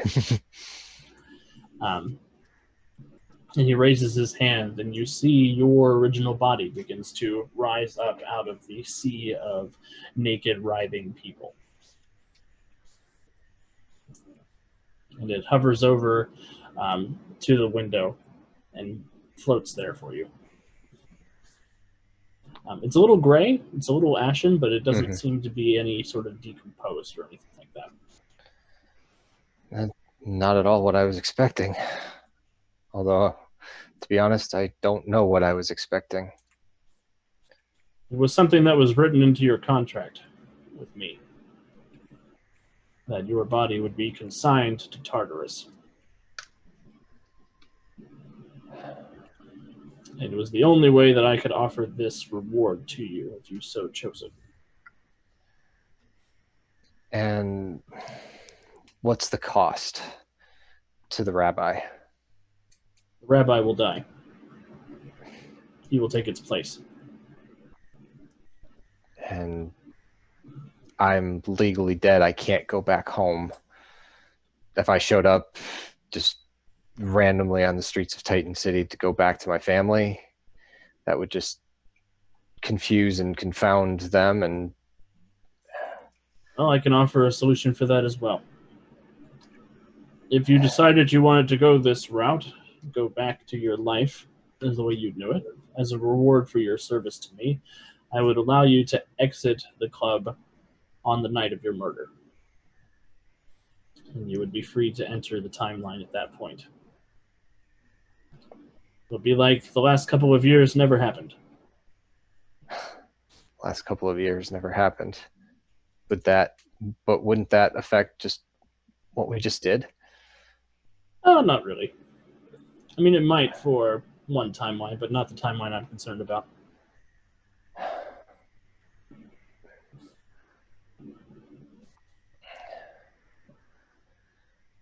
Minerva kind of looks down, looks at her body, kind of puts a hand out to touch it, but kind of is very wary too.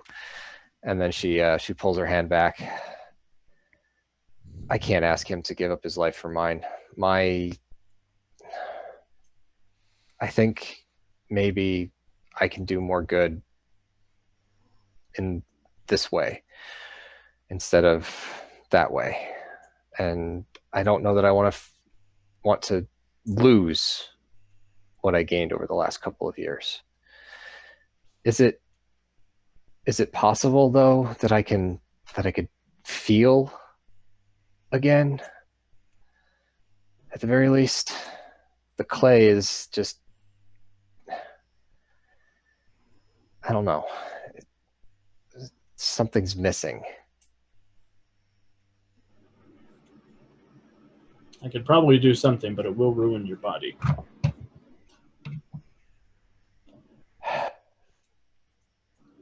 I'll always remember it. And she kind of gestures. I would recommend closing your eyes for this part. So she does. And he opens the window, keeping the bricks pulled away. And you don't see what he does, but you feel this sort of melding. Everything gets really hot inside your body, and the clay begins to melt and bubble and boil. And you feel something weaving inside you. You feel sort of this flesh molding inside your clay. And for a moment, you feel agonizing pain.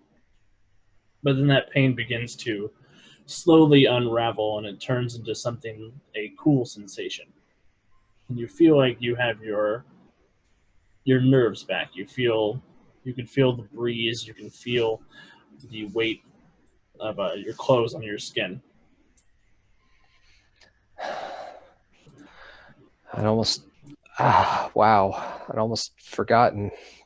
Oof. That was, thank you. It's the least I can do for your service to me, Minerva. Well, it's not over yet, it appears. No, and you have a great role to play in what is to come. Well, I should, if you don't need me for anything else, I should see to Liam and probably Eric too. I don't want him tending the bar until that axe wound heals. Do you have somebody else you can call? Yes, I have a new hire here at the bar. You brought someone else in too? Serena has asked if she could work as the bartender here. Oh. I think she's a little skittish about going back out in the real world for a while.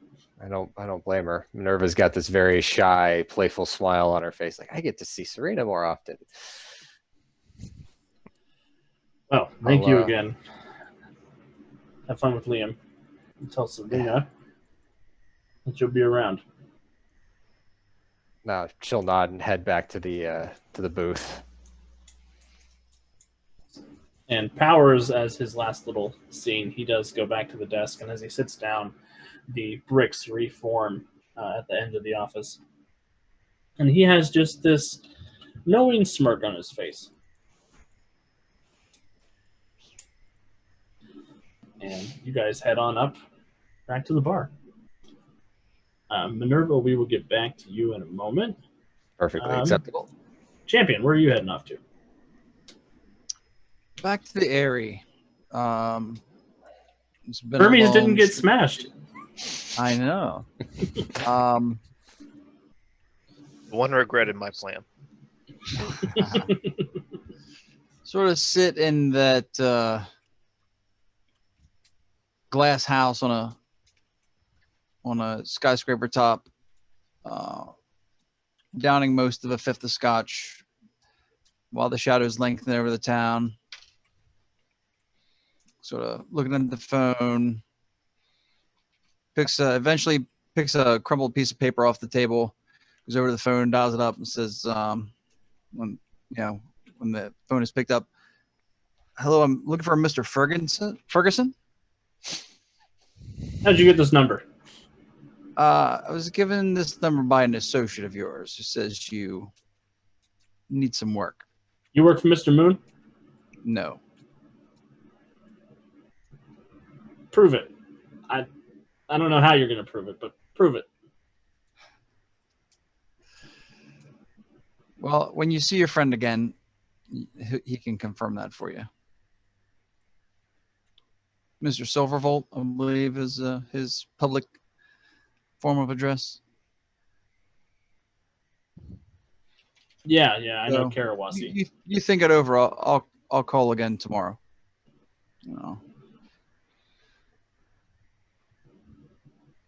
Ferguson. I'll sort of hang up and sort of as the daylight's fading over the city, just kind of looking out over Titan City. It's obviously a lot on his mind. Awesome. Silver Volt. kind of fly up to Ferguson's apartment window and just kind of come inside. Oh, Jesus. We have a front door. You know that, right? Well, never mind. I have a front door. You don't live here. I do live here. I just paid your rent for like the next, I don't know how long.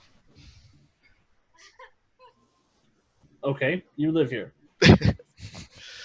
But I've got some good news. Now, everything didn't go according to plan, I but see that you're alive. that's true. We did manage to hit Plan D, and I am here. But get a load of this. And I'm going to take out the Amazon sword I was using to free the Minotaur. Look at that. That's a pretty sword, isn't it? Yep. Very refined magical metal. More durable than anything any company has on Earth. I meant to crash a champion's helicopter or his car or something to get us some work to get by. But unfortunately, that didn't pan out. Huh. All right. So, what do you want to do with it? We'll take this baby to a lab, learn how to reproduce it. And I'm thinking the feds are going to buy that vampire radar. Do you have a lab in mind, or are we hoping to build it on credit? I think a very, very fortunate, wealthy Olympian might spot us a little money to get by. As long as we promise him the tech. All right. I'm in. Good. Now, the only catch is we can't tell Hef about this sword. I don't know who Hef is, so no problem. He's the son of the Amazon Queen, and this is an Amazonian sword, and we are not supposed to have this. Like we're not supposed to have that Vampire King blood for Titan City. Oh boy, we're gonna get in a lot of trouble with this stuff, aren't we? You know, Ferguson, I'm not looking to make a big business, but if we can get enough money to retire and get out of here, you're free to do that. Sounds like a plan, and he'll share a shot with you. He'll pour a couple out for you guys for your new business enterprise. Perfect. Meanwhile, Liam, what are you up to? I'm heading over to my sister's. Just in time for dinner. For once. And I'll just knock on the door. Awesome. You hear the chaos of a family about to sit down for dinner. A couple of the young kids are running around each other. You hear your sister say, "Oh, no, you leave each other alone. It sounds like we have company." And the door opens, and you see your sister there in a nice flower-stained apron. And she smacks you across the cheeks. Oi! What are you talking about? It's giving me a letter that says, "If you die, here's some money." Well, I didn't die. You didn't die yet. You get a refund. Wait a minute. What are you doing here at dinner time anyway? Well, Don't you have some criminal stuff to get up to? No. I'm a made man now. Oh. So does that mean you're out of the dangerous business? You're just free to get a job? I actually already got a job. That's great. That's great. Come in, please. Come in, brother. My baby brother. My brave honey, he's got a job. And your nieces and nephews, they run up and they say, "Uncle Liam's got a job?" Yeah, kiddos. But Mama said if you got a job, you wouldn't burn in hell. You pierced my heart, kiddo. Are you wanting me to burn? No. I'm not good with articles yet. I speak Irish, not English.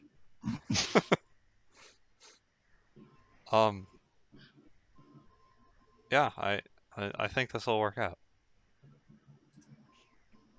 I think Awesome. I'm gonna make a right proper uncle of myself for you all.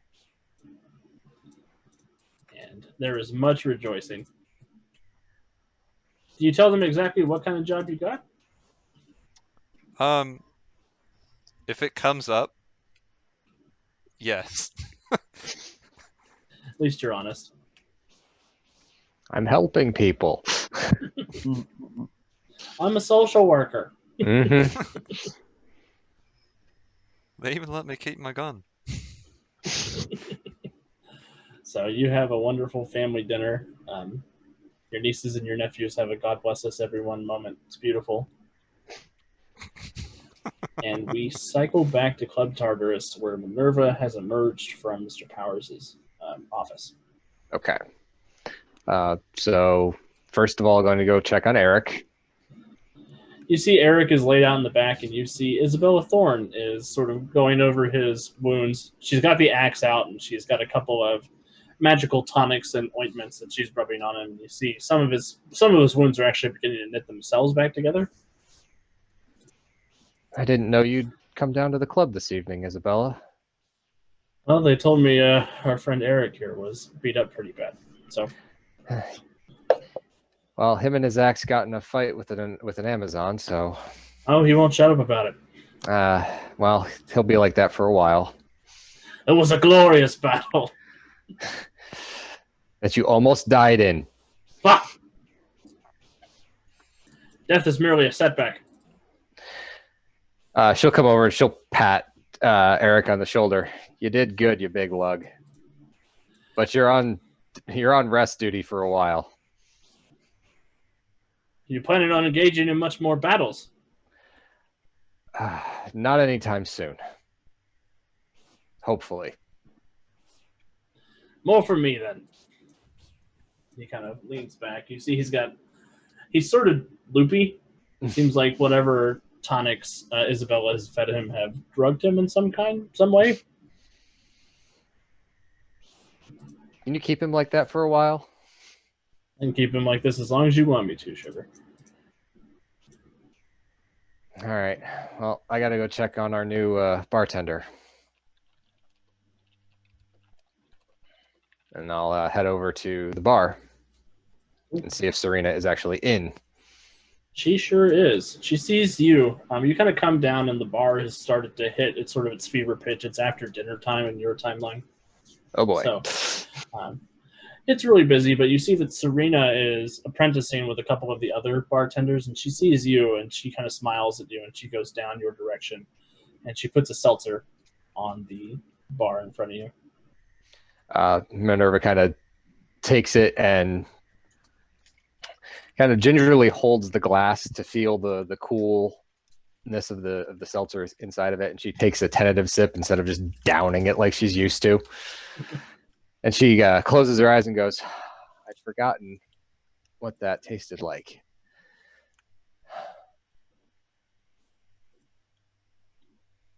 You can taste it? Well, it was either kill a rabbi and get my old body back and forget everything from the last 2 years, or attempt to feel again. And I chose to feel again. You know, this city just gets crazier and crazier. I'm not even fazed by what you said. Well, Minerva will hold out her hand and grab Serena's hand. I know. How are you doing?